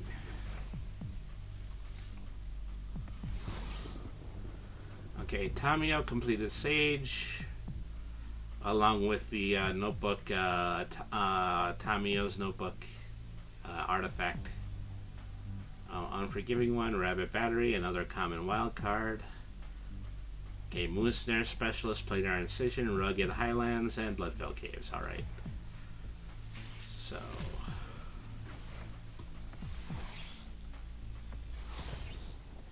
Jugen defends the temple. Saga turns into Remnant of the Rising Star. So I think this is the Saga card that you should have if you're building a mono green deck. Let's see. Go Shintai Avenge Wars.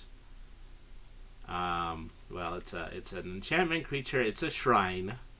Like I said, you can actually make an all shrine deck if you wanted to. And it has First Strike, Lethal Exploit, Shrine Steward, Fade into Antiquity, Brute Suit, and Reckoner Shakedown. Alright. Born to Drive, Pilot, Covert Technician,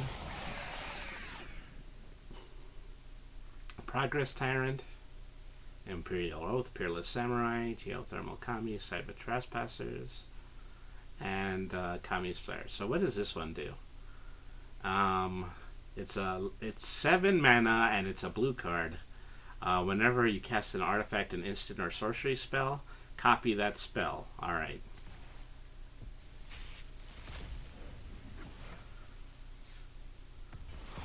Tezzeret, Betrayer of Flesh, another Planeswalker. You know, they are really encouraging me to make a Planeswalker deck with these. Go Shintai, Trenchshot, Sniper, and I assume, you know, why not? Because right now, you know, usually when I play in person, I end up playing Commander. Commander is not supported by this game just yet. Let's see. So if I'm going to do anything that has some kind of leadership in it, it's definitely going to be Planeswalker. Planeswalker instead of Commander. So let's see here. Alright, so that's done.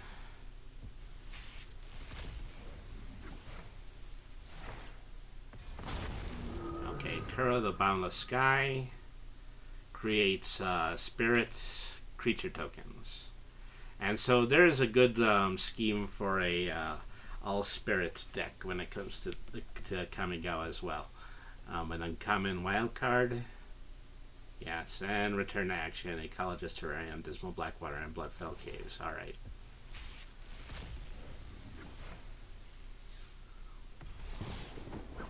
Okay, Nashi Moonsage's Scion, which is a 4 mana rat ninja. I didn't get a single one of these when I opened up my Great Big Pack. So let's see. Whenever it does damage to the player, exile the top card of each player's library. Okay, well, that is very helpful. Alright. I gotta find one of those now. Okay, well. Forceful Cultivator, Snake Shaman, Snake Shaman. It is a Snake Shaman, people. Alright. Cost 2 less to cast if there are no land cards in your hand. Not in my hand, okay. Perpetual Experimental Pilot, Gift of Wrath. Alright, so before I forget again, I'm going to use the Open 10 button. Alright.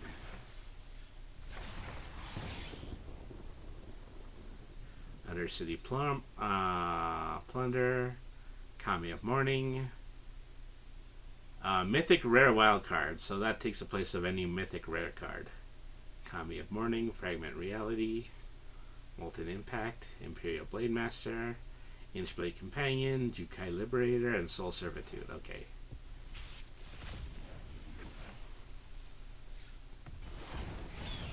A Forgeborn Phoenix, an equipped creature with flying.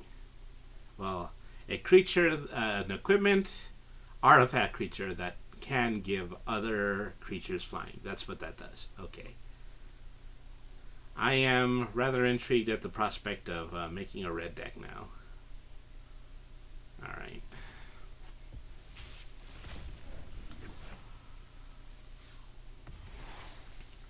Another rare wild card. Experimental King of Bamboo Groves. Ambitious Assault.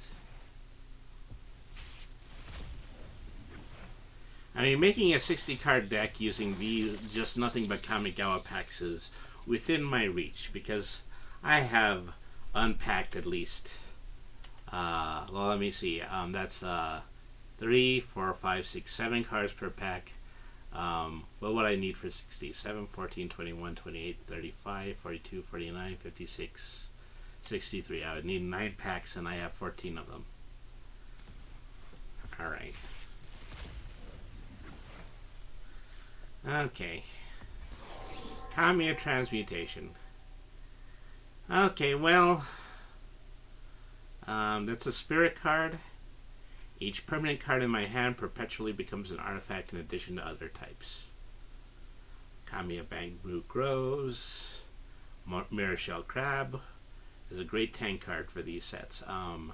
Insuni Ace, Unstoppable Ogre, and the Ganho Exemplar, which is a white 2-mana samurai card.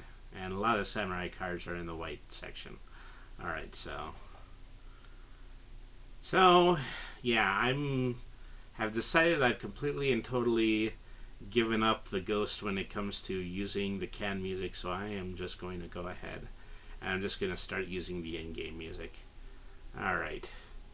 Just so there can be the tiniest bit of atmosphere in my actual Magic the Gathering playthrough. Okay, so I'm going to play this introductory quest right now, and then that's going to earn me 1 Kamigawa pack after I defeat this next quest. And so this is a white color challenge against Ananji Goldmine. I think I have to defeat these 5 quests in order to get this. Okay, so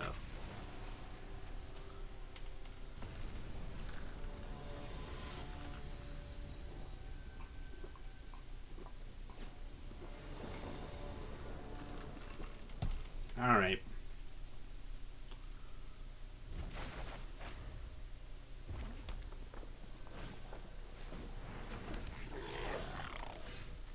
Okay, Street Cadet 1/1 Goblin card.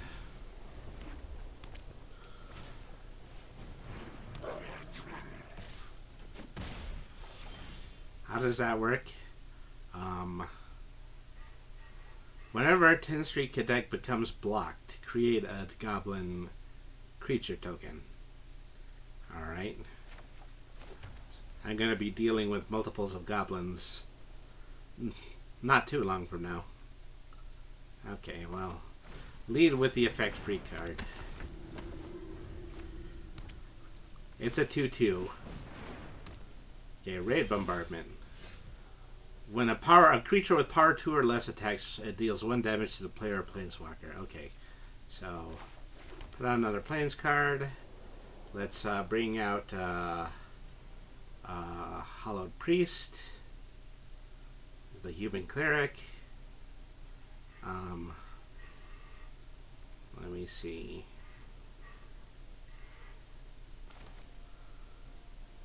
Okay, I should start by putting in another planes card. Let me see.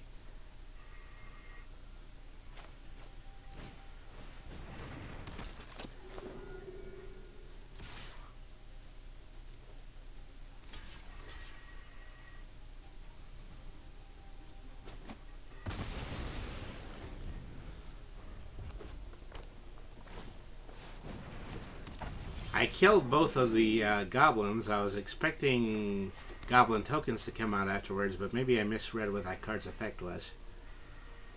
Let's see.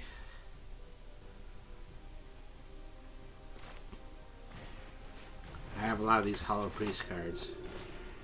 Probably should have been bringing out 1 per turn. Alright.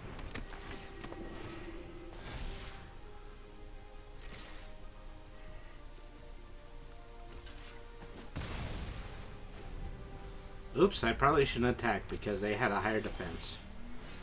Oh well.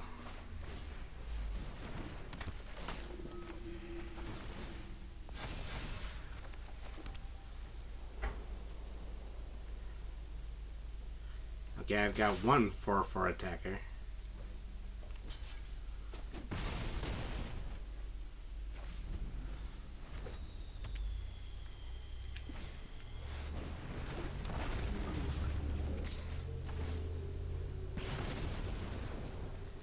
Do I want to block either of these? No, no blocks. They're slightly ahead of me at this point. Let's see. Shrine Keeper. Plains card. Both of his cards are flipped, so I can do this attack directly to them. That puts them at 10. Alright.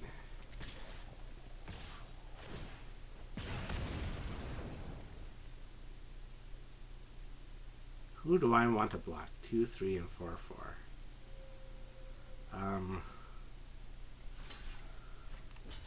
I will block that one. Will just get destroyed. And now we're tied again. So Commander, it will gain 1 life if I put creatures below 2 onto the field.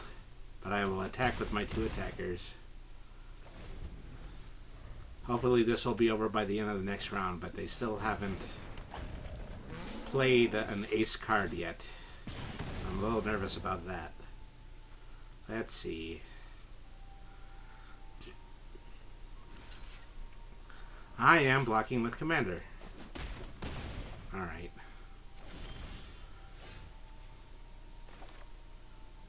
Another Hello Priest.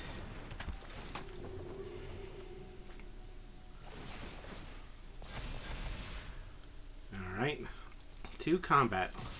All available attackers. If I can hit them for 4, this will be over. Yep, there we are. That was a decent enough fight, but you know, I'm fighting the CPU, so I can't boast too much about that. Alright.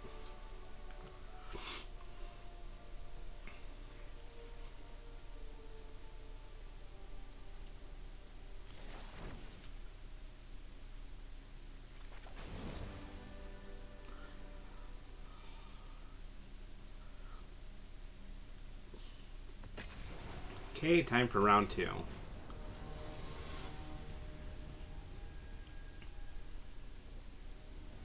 I need to get this white lion guy as my avatar. It seems appropriate somehow. It's just that the cat in Magic would be the avatar of the Magic Cat. Alright.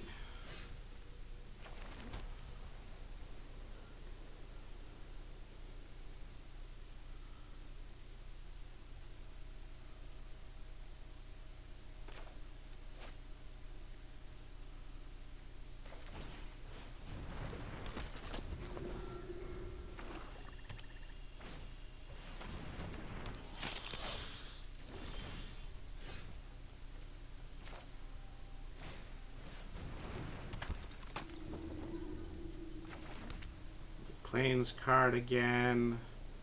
I will not attack.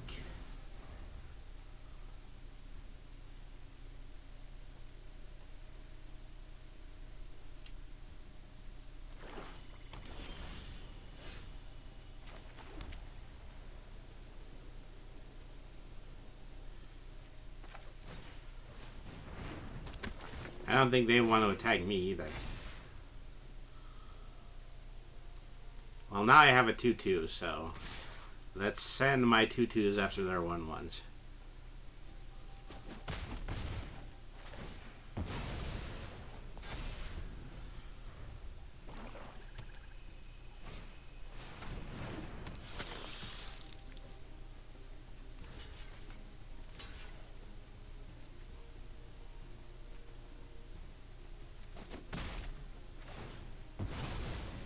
Destroy those 2 cards, leave those 2 cards on the field.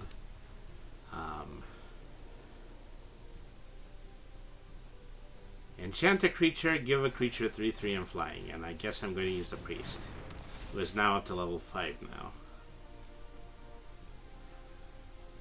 Okay, I'll attack. 1 attacker. Hit you for 13. If you wanted to take that directly, you could have blocked it and gotten rid of your vampire for me. I'm not so fortunate, I'm afraid.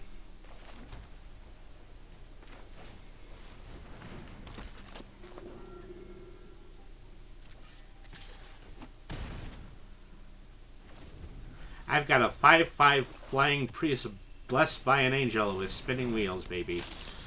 Alright. Leonin War Leader. When he attacks, gain 2/1/1 life cat creatures with lifelink. Alright.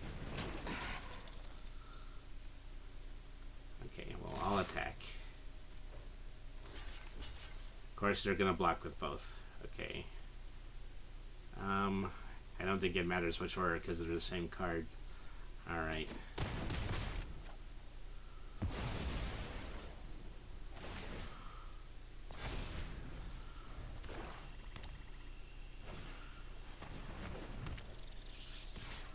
I am losing a lot simply due to the fact that they have Death Touch.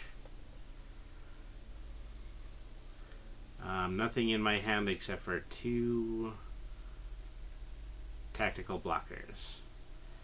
And even if I play this, one of my cards is going to still die due to combat. Okay, so no attacking. I have to defend this turn. Alright.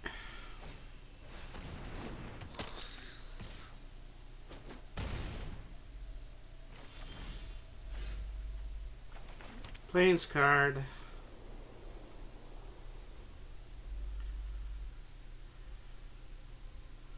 Yeah, no attacking.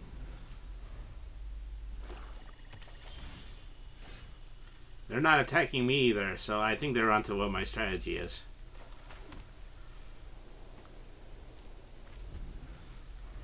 Gonna have to get somewhere. You're just waiting to build up more cards on me. Oh, well, okay. Well, I've lost. That's unfortunate. Let's try this one again.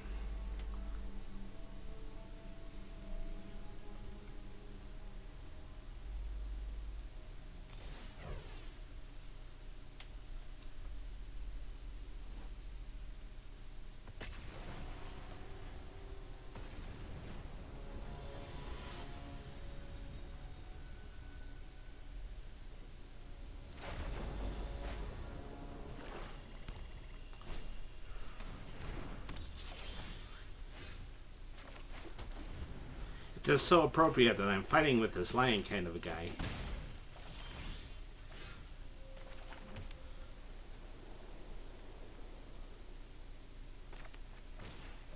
So I think the orders need to come before the priests, because then I will gain life. Alright. I'll take the 1/1 damage this time.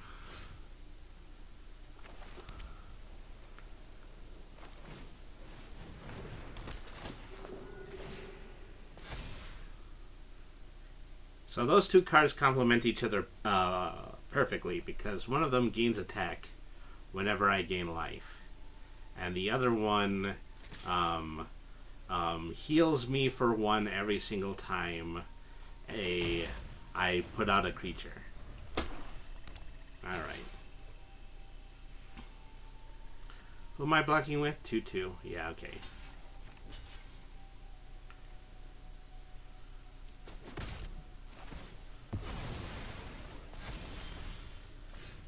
I mean, so blocking doesn't help me in a way that I assume that it does.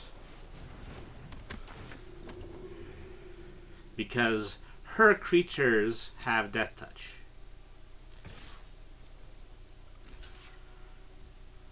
And so she has the ability to destroy my creatures even though their attacks do nothing to me. Even if I have higher defense than her creatures. Alright. Angelic Reward to the Passioned Orator. Alright. So I'll attack.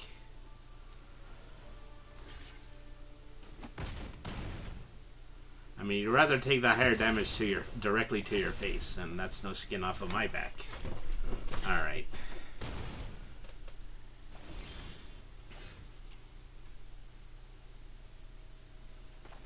Another Plains card, another Hallowed Priest.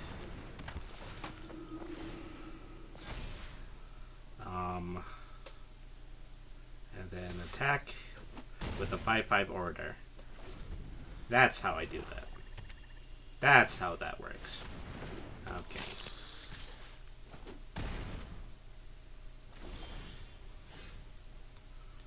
Leonin War Leader.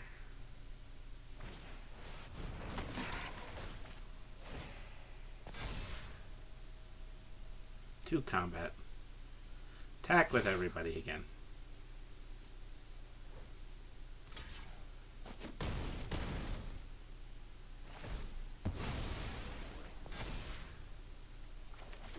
Put down my other planes card. I've got an empty hand now. Hopefully this isn't going to backfire spectacularly now.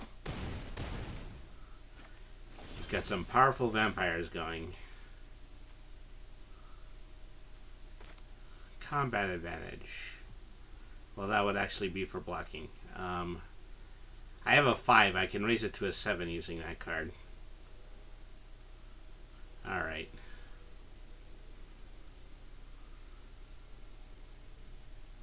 So, combat, I will not attack.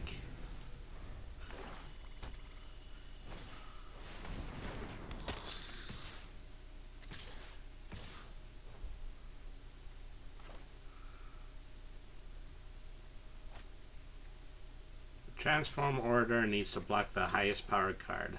Oh no, she has 2 of them. This is not going to work.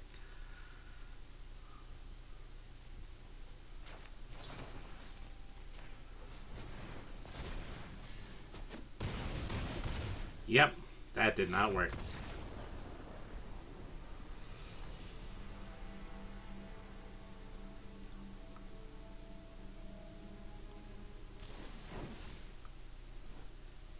Let me try playing this one again. They're just sticking me with a puzzler with this one. Let's see.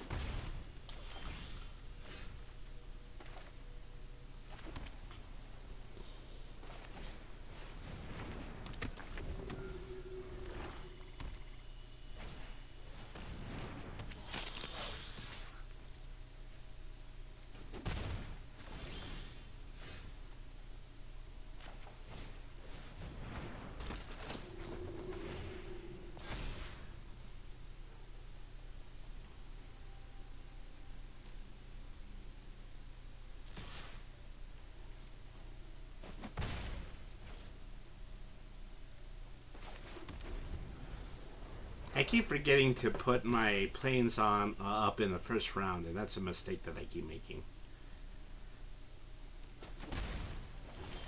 Alright.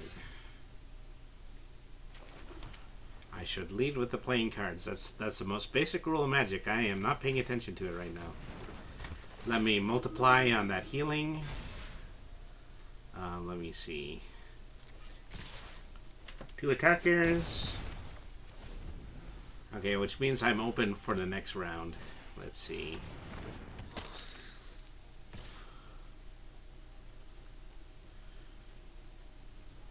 So 1-1, block it with my 2-2. Do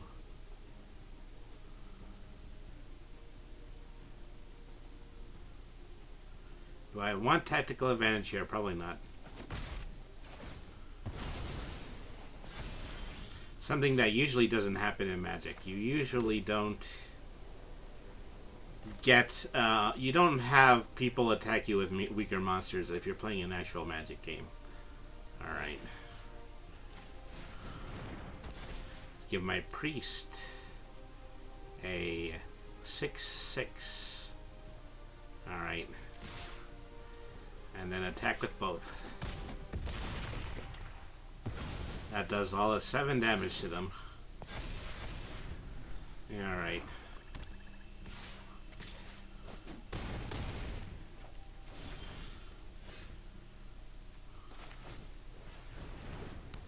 So, Hallowed Priest.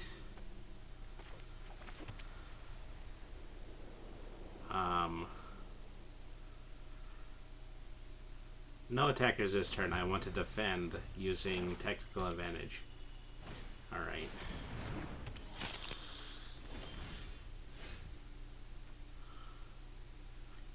Need a War Leader.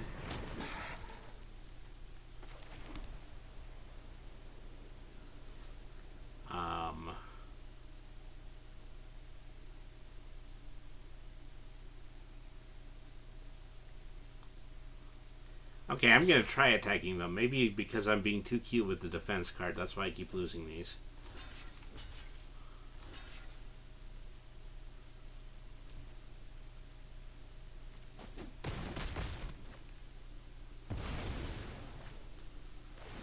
And again, maybe not.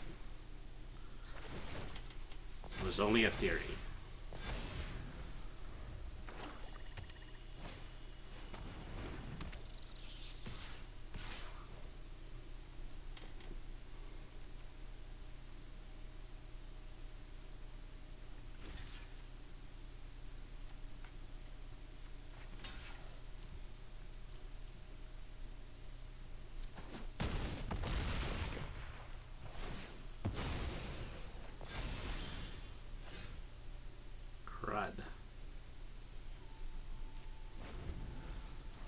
Well, I'm doomed.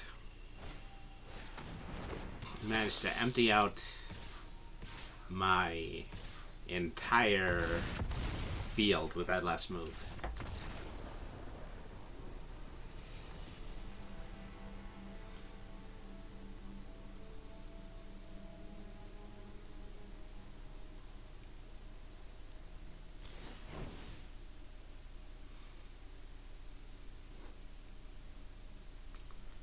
Okay, well, I'm going to take a break from the brick wall for a little bit. And I'm going to try to see if I can get into an online game here. Let's see.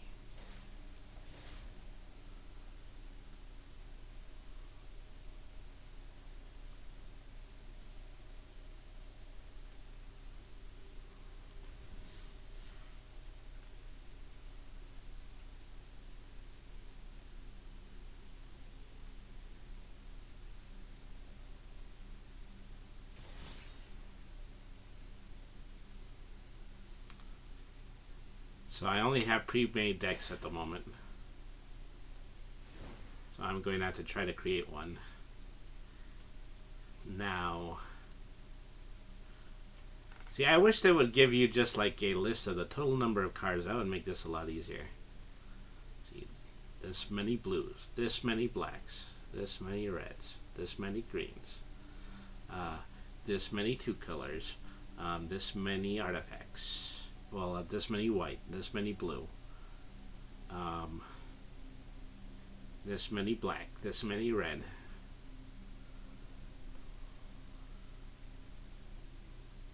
I think these are sorted by level. Okay, so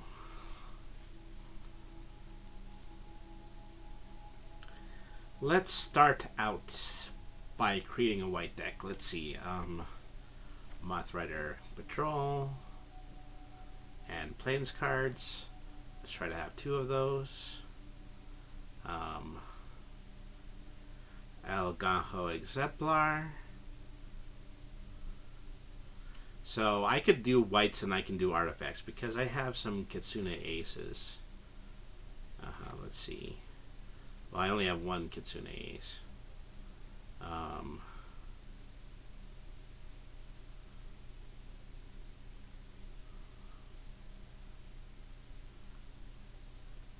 Spirited Companion will help me draw a card. Let me put, how many do I have? I only have 2 of them. Okay, so Born to Drive is a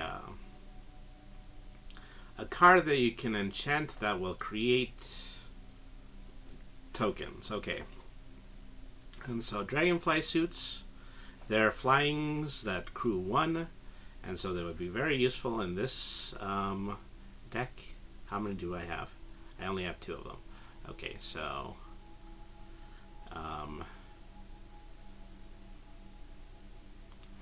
Expel, exile a tapped creature. And that would be useful. I think I only have 1 of those. Yeah, I only have 1 of those. Okay.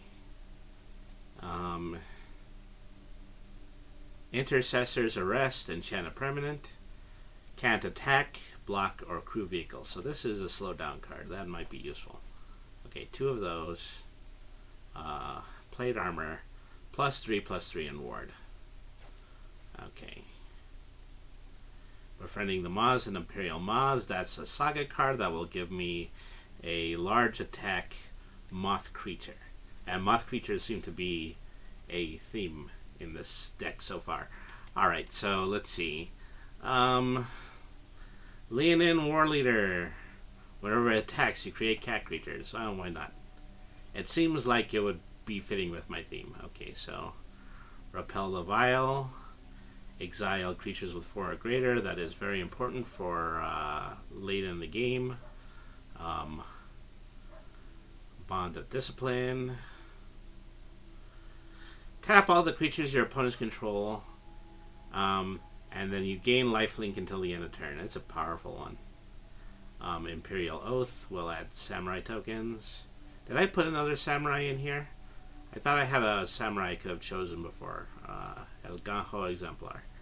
I think I only have one of those. Alright.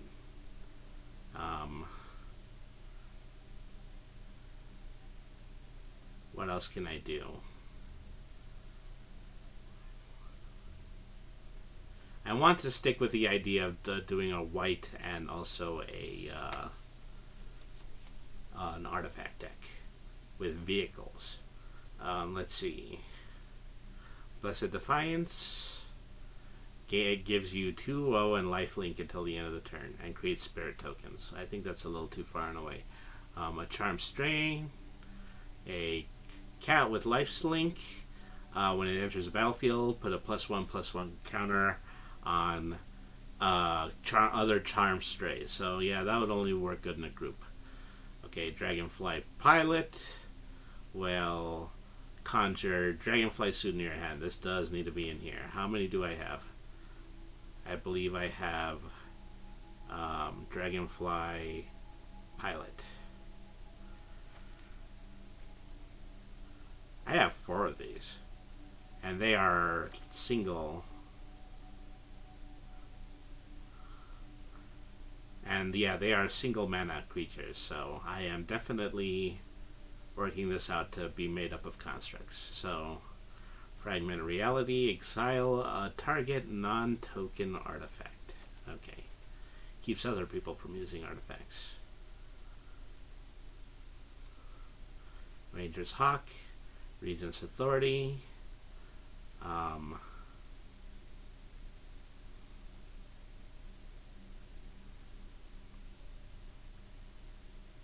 Well, 2/2 for normal creatures and 1/1 for artifact creatures, which is not necessarily helpful here.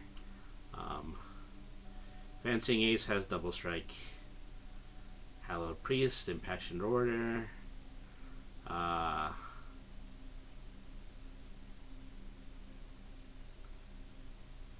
Moorland Inquisitor. Let me move on to artifact decks. I have 45 cards. The other 15 should be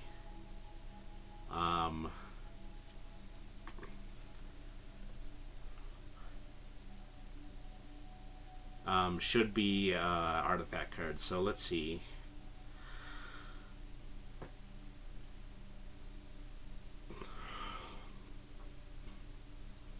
Hall of Oracles adds colorless land.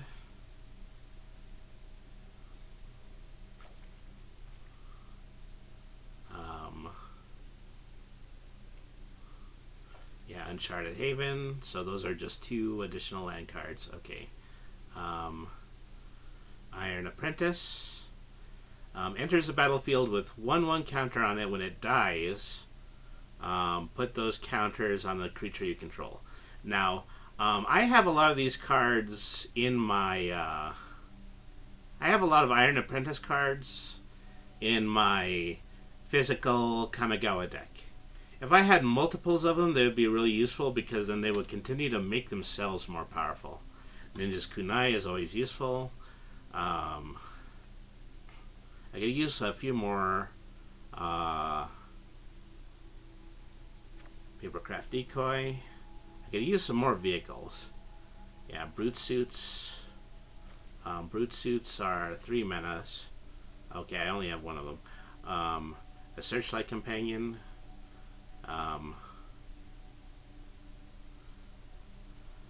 Let me see.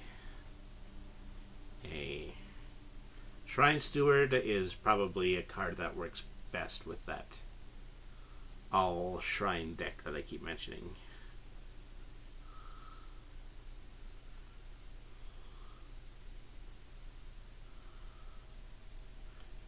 Am I already back in the white section? Yeah, I think I am.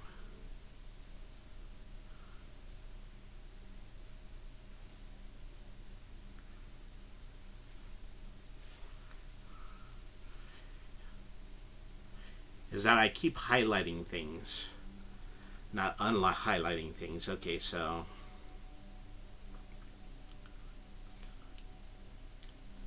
I have more than one Ninja's Kunai, but it's not it's not the kind of strategy that I want here. Construct creature. Whenever you discard a card, you can exile the card and then play it this turn.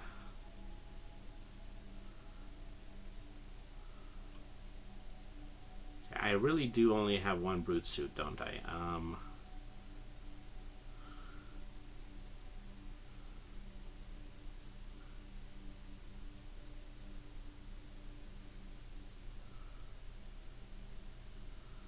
Do I have more than one Searchlight Companion? No, I don't.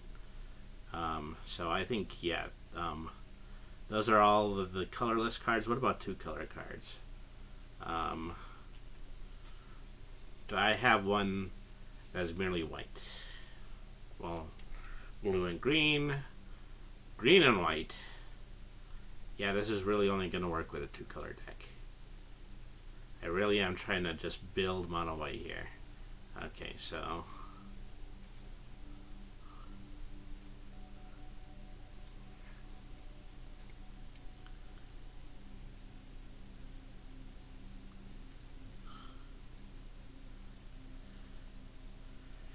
Inchblade, Artifact, Equipment, Insect. An equipped creature gets 1/1. Okay.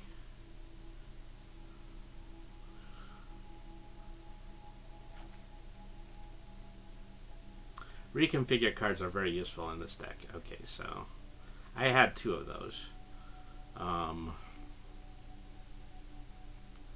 Light the Way.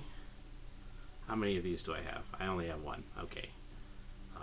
Moth Rider Patrol, I think I put in all of those. Regent's Authorities. 2. Okay, 2. Okay, so Sanctuary Cat is a colorless cat creature. Doesn't have any special abilities. Let's see here. A fighting ace possessing double strike. Well, a fencing ace. Knight's Pledge, 2 of 2. That wouldn't be too shabby. I have 2 of those. Pacifism, those are spell cards. I might have 2 of those. See, I only have, 2 Spirited Companions. Let's see.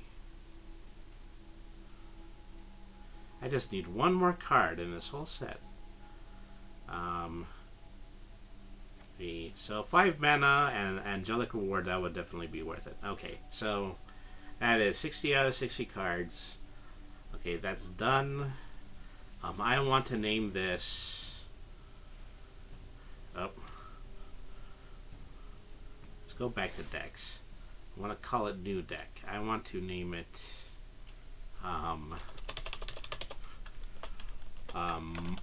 Mono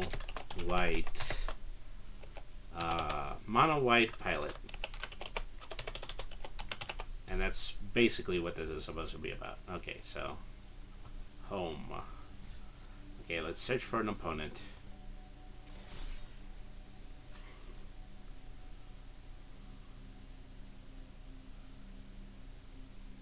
Why is it still telling me to edit?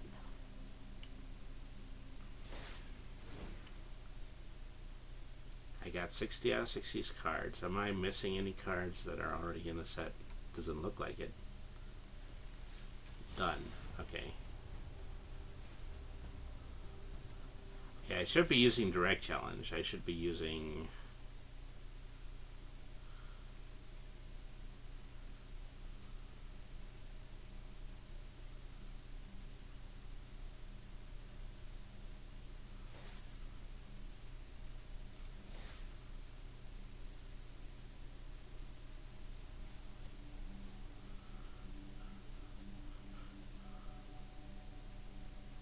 I guess I'm not allowed to be in the open online session yet.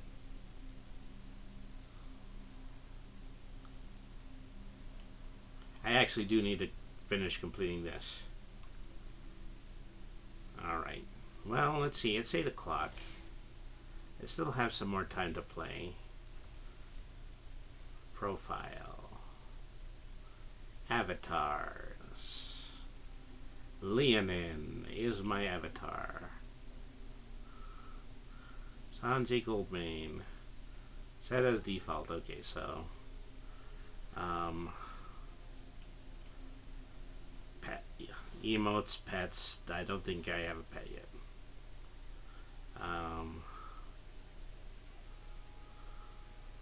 Card sleeves. Anything white? No, not really. Just regular magic card backs with this shrine one. Alright.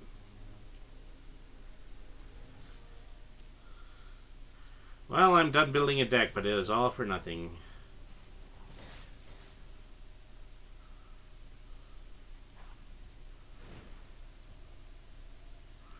Because I still need to defeat this challenge. So let's go on to the next round.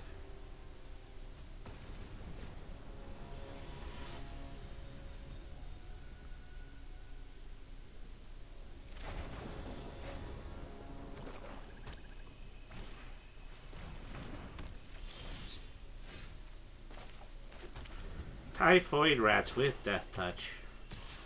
Story of my life.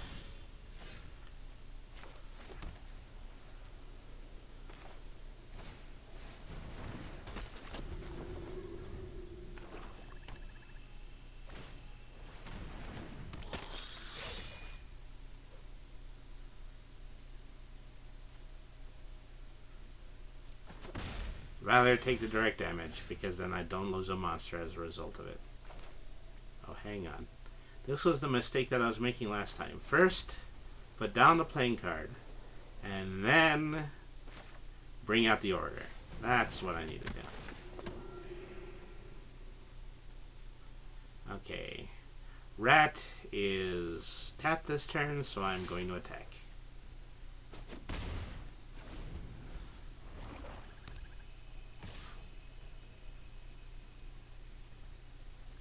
No blocks again.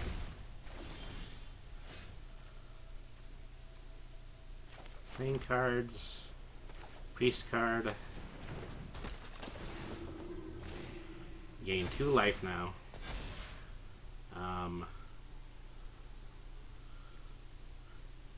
Rat is still tapped. So it is not going to do damage to me this turn. I was almost certain they were going to block with their other card, but apparently not. Alright.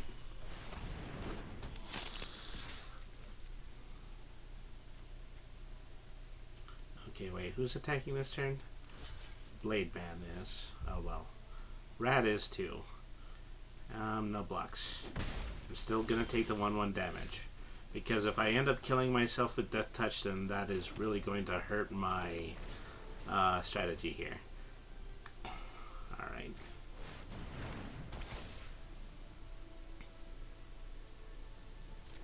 Rat is still tapped.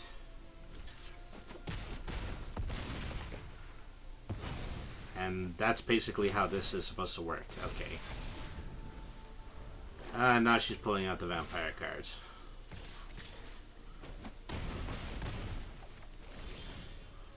Okay, all our cards are going to be tapped this turn. Let me see. Okay, first, put out another Plains. Then, bring out another Beloved Priest. All of my orders, well, my one order will heal me, and now I'm at 12. But then I can attack with 9, and that's enough to beat the game. Okay. That's how I do that.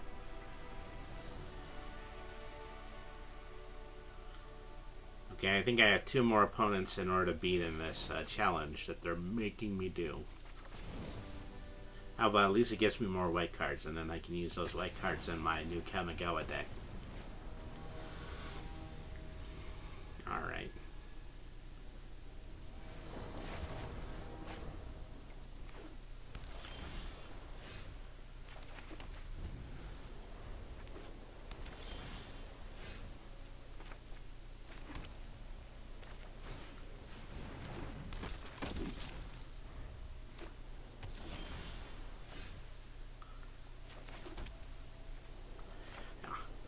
I probably went through this the first time I played it, but I can't actually remember how the conflict was supposed to go.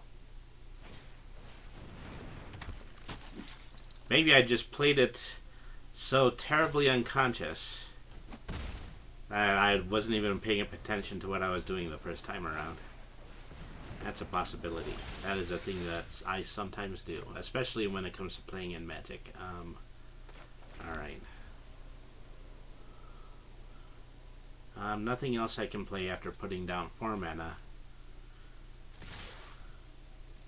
Is he gonna block?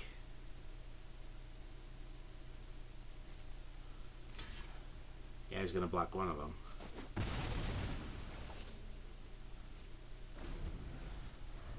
Yeah, alright.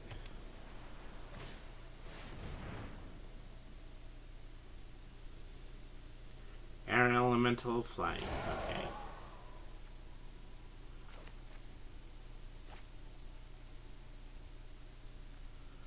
He's gonna tag me next.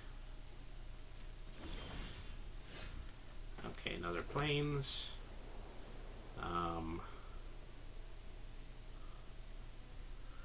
Combat. Will not attack this turn. I will attempt to defend next turn. Okay.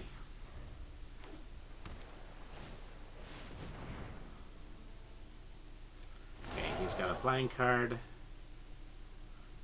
Plus 2 attackers. Oh, I think they're both flying cards. Yeah, that's the thing. I don't think, yeah, they're both flying cards. I'm not going to be able to block either of them. Alright. I'm going to take this damage. Alright.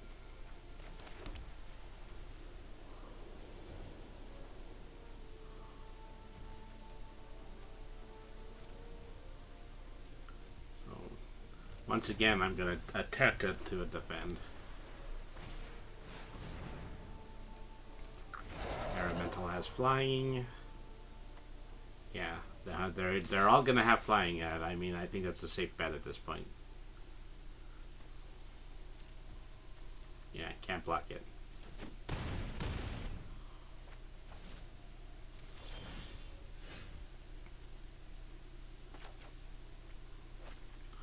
Plains card. Goring Ceratops.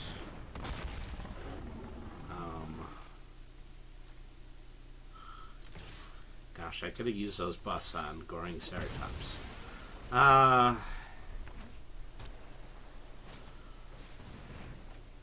Yeah, I'm doomed. He can hit me for 12 this turn.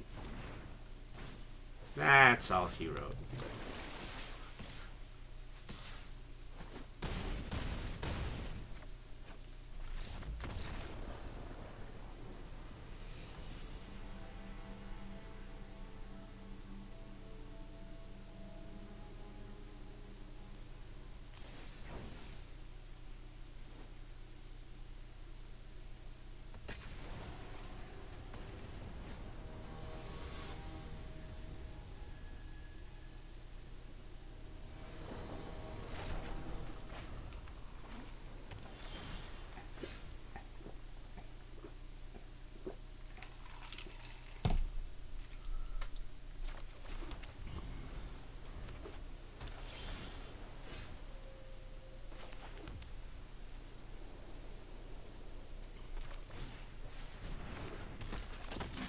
Okay, so how does he build up to bringing out all the air elementals? That's what I have to figure out.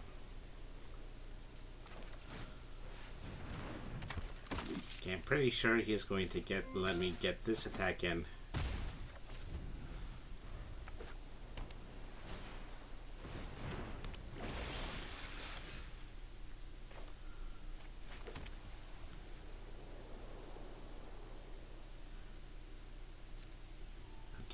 This time I'm not going to attack. This merfolk that he has needs to run into one of my Inquisitors.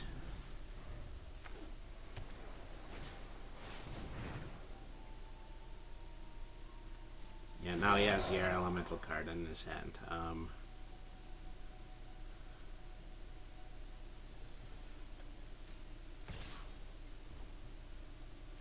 Okay, well.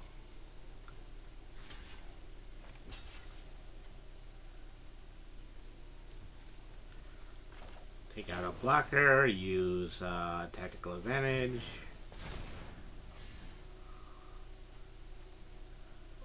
Now connected to desktop. That's the damage.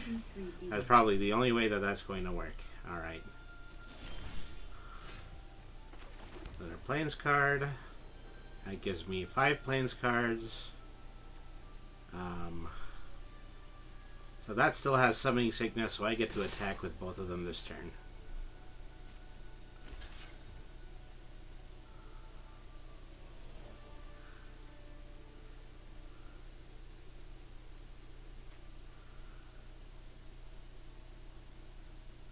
Okay, no, he's still gonna do that. He's still gonna block 1 with his Air Elemental Flying card. I guess I should just do the damage while it's good. Alright, end turn.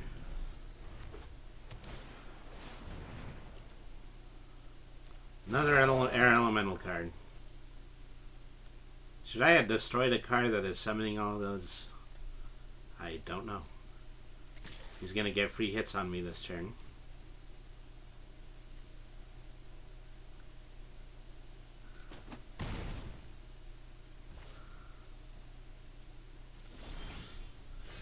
Okay, Plains, Ceratops.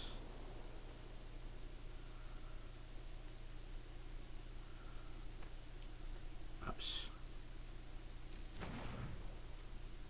Oh, actually, I'm one short for Ceratops. Let's see. See, both of his cards are Air Elementals.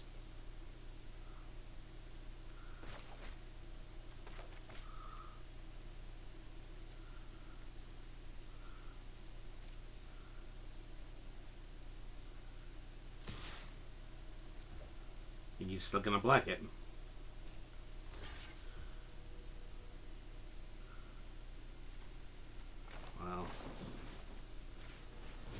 Tactical advantage again.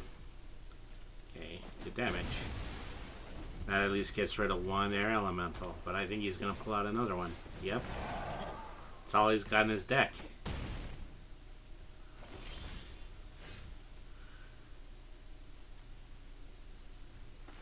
Okay, so what do I have? 7 cards. It's enough to put out Goring Ceratops.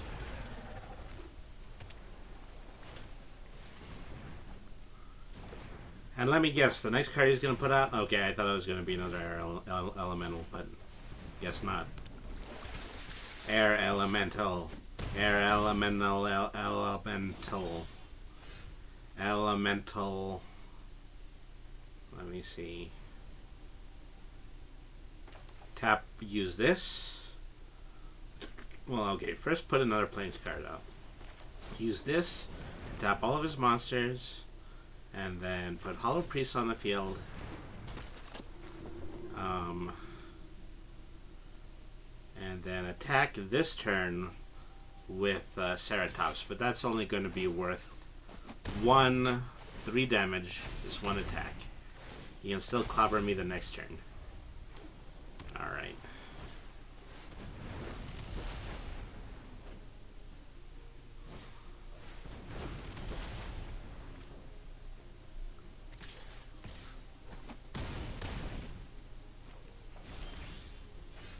Rat. Got nothing to do except for pay mana again.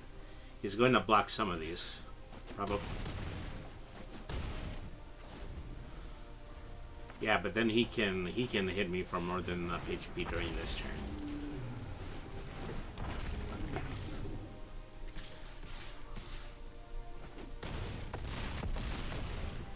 Yep. I don't know what I'm doing. I don't know what I'm doing. Let's see now. Let's start over again.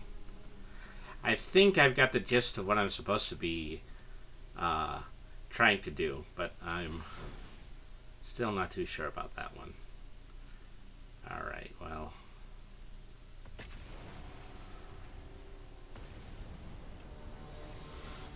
Treat me like a rookie. Well, I deserve to be treated like a rookie. I deserve to be treated like a rookie because I am failing the semi-advanced tests that they've been that they are putting before me.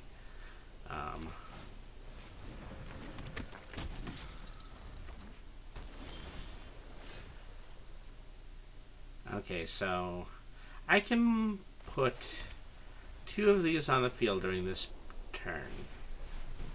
And so probably what I should be doing is I should not be attacking this turn. I should let him bring out his merman.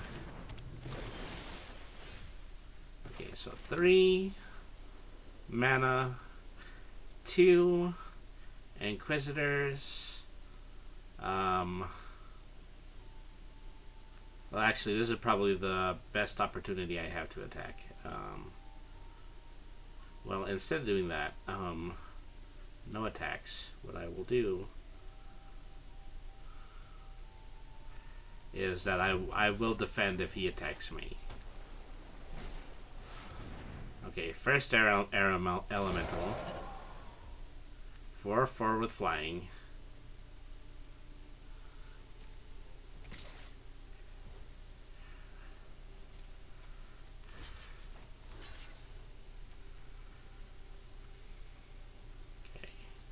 Blocker to damage, use tactical advantage. Okay, and then pass the damage. Okay. So now he only has the 1 air elemental on the field. Okay, 5 playing cards.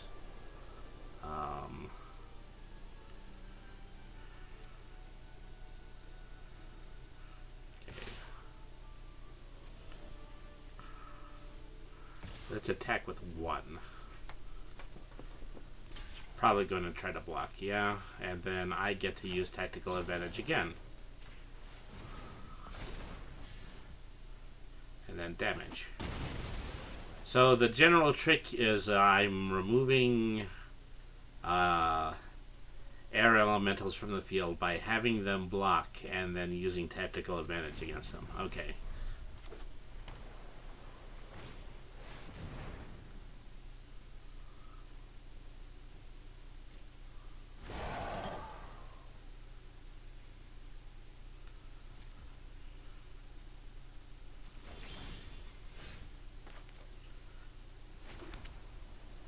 So that is 6 cards. Unfortunately, I do not have a defense card during this turn. If I did, so it would probably just be better to attack because I wouldn't be able to defend in the way that I did in the last turn. All right.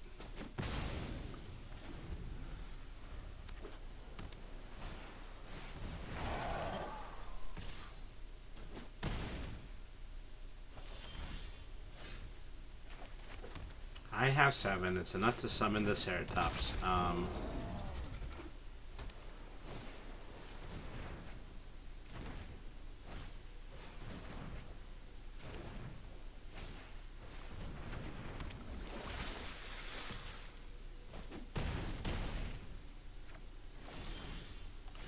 Okay, so both of the air elementals are tapped during this turn.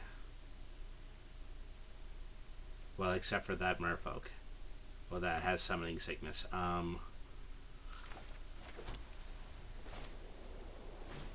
So I should save that tap for next turn because I just be able to attack this turn.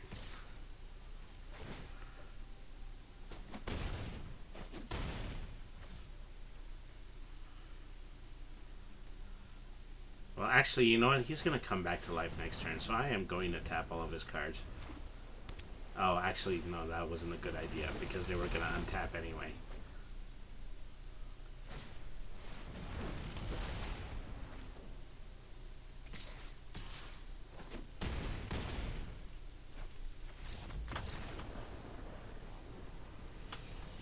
I'm kind of getting an idea about what I'm supposed to do.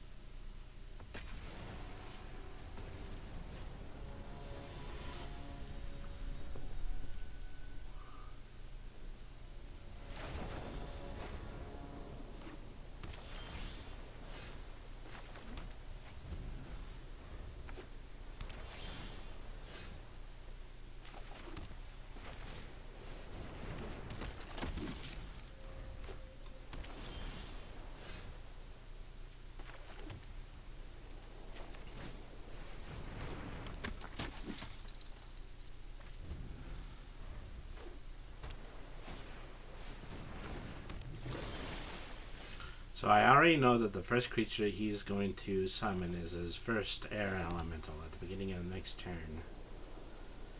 You know what? This time I'm just going to attack and destroy the merfolk. It doesn't really matter whether I lose the opponent or not.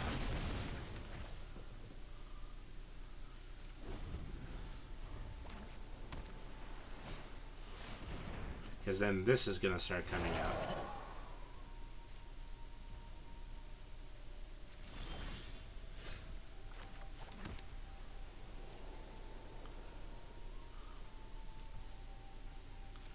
My turn. They're gonna choose their air elemental. It's gonna have summoning sickness, attackers, block.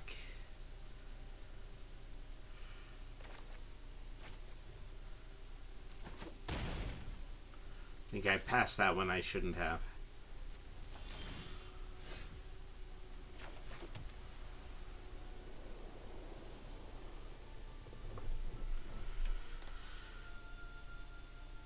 You know, if this thing wasn't so fixed, you know?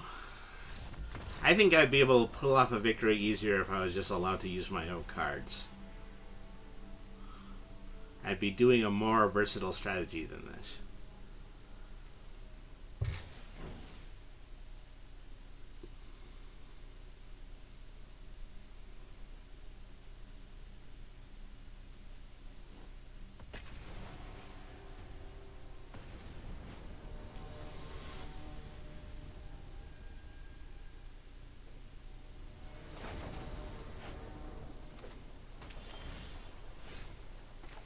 Alright, so,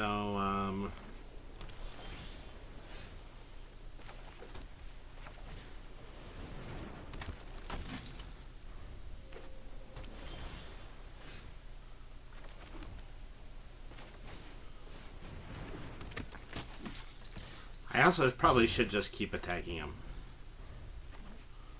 I have to anticipate all of these being played in a certain order.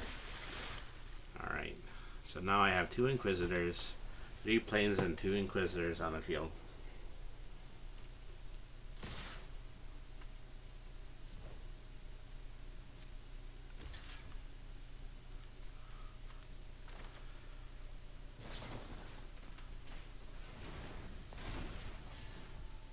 Okay, those cards actually do work in reverse. I should have been buffing these guys this whole time with a tactical advantage, instead of always using them to defend.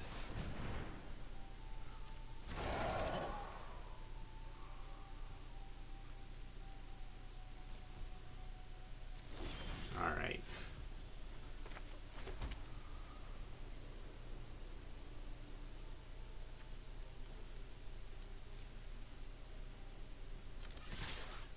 So I'll attack 2 attackers, so he can attempt to block. Guy probably shouldn't be blocking with his flying cards, but you know, that's basically what he wants to try to do. Alright.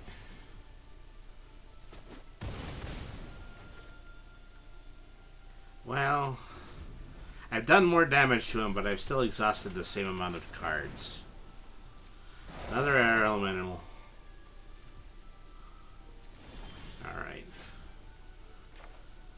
Science card. Then I have 6 cards out now. Next turn I'll be able to summon a dinosaur.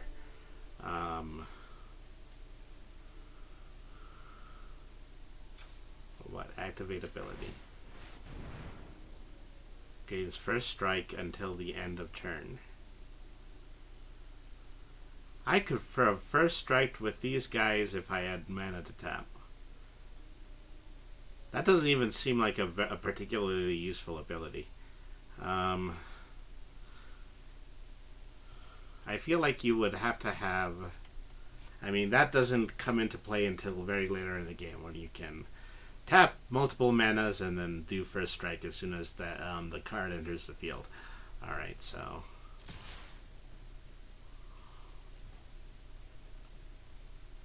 Of course she's going to block. First strike damage. And then damage. See, that didn't do anything. 2 air elementals on the field now. One's got summoning sickness. So we'll 5.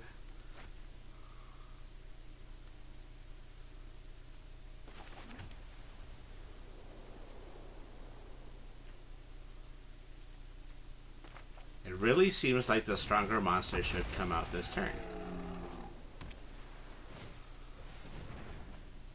Winged Words. Coral Merfolk.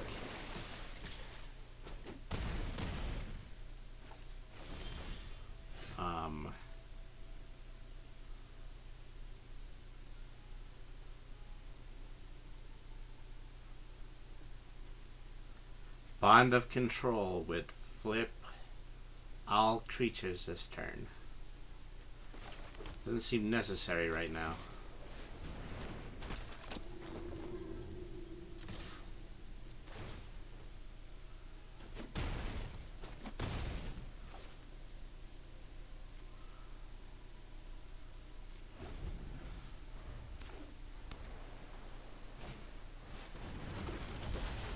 Well, then he has 2 monsters and he can hit me with 8 this turn. Alright.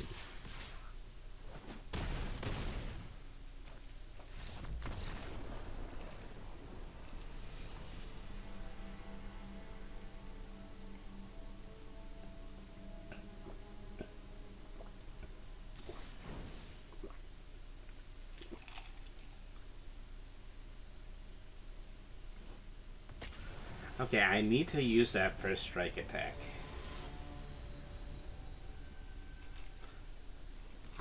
So I'm just going to try something. I'm going to try to use the ability every single turn. I can't begin doing it until I can tap 3 mana for it.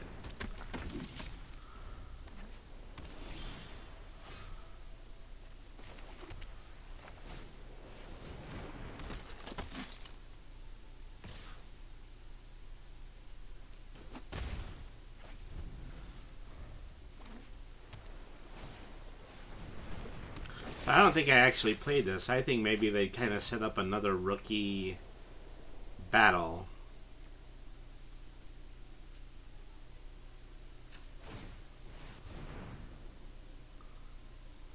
A different rookie battle in white for the beginning of this play season, something like that. Okay, now one of them has first strike.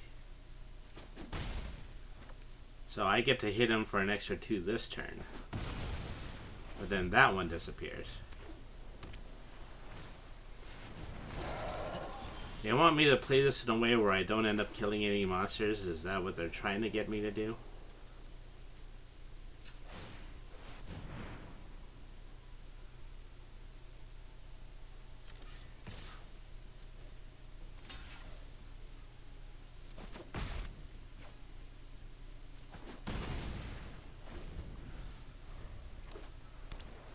See, once the air elemental comes out, then I'm shielded against that.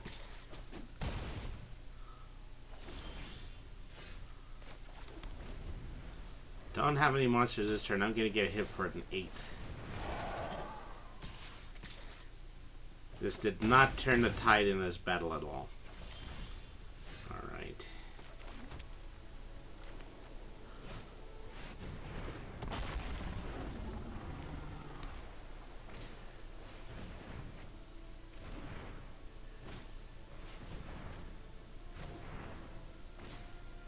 You can attack me on this turn with 3 air elementals. I can block one of them. Well, no, I can't. I can't block any of them because they have flying. Okay, I don't know what I'm doing. I don't want this entire stream to just be about me doing battle against a CPU that I can't figure out the tactic of. So, I think, I've been on for maybe about 3 hours.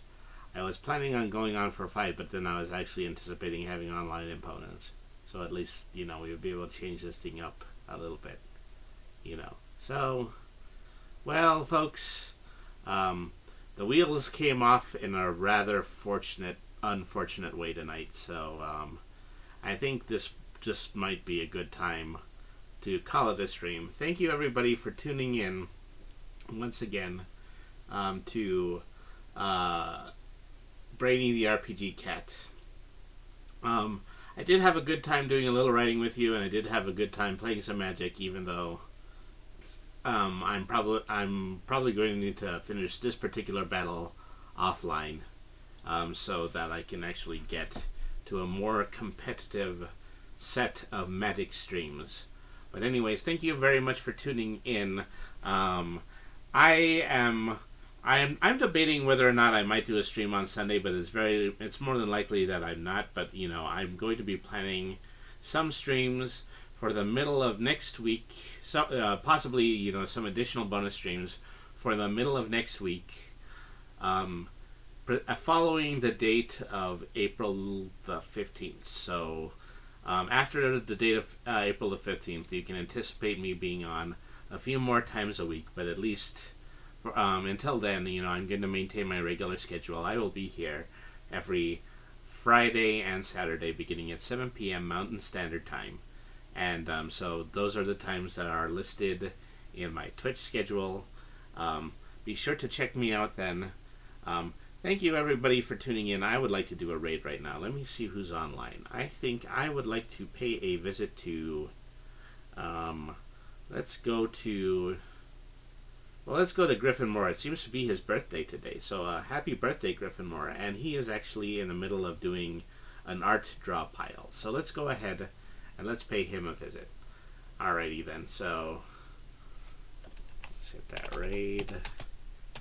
Griffin Moore. Alright. Okay, everybody. Thank you, everybody, for tuning in. I will keep you posted about the next time that I am going to be streaming. You guys have been a great audience. Felines and Felidae, humans and human variants, races, classes, and subclasses. Thank you very much for tuning into the stream. I will be back later with more RPG-related stuff. This is Brainy, the RPG Cat, signing off for tonight. See you around.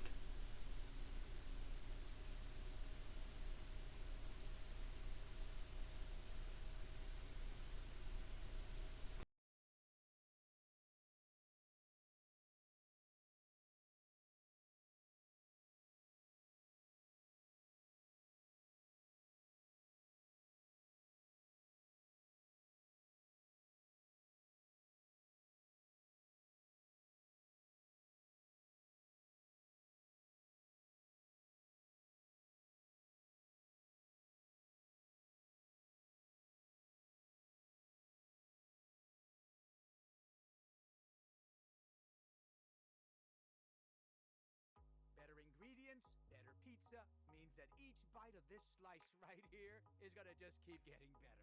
From the first bite to the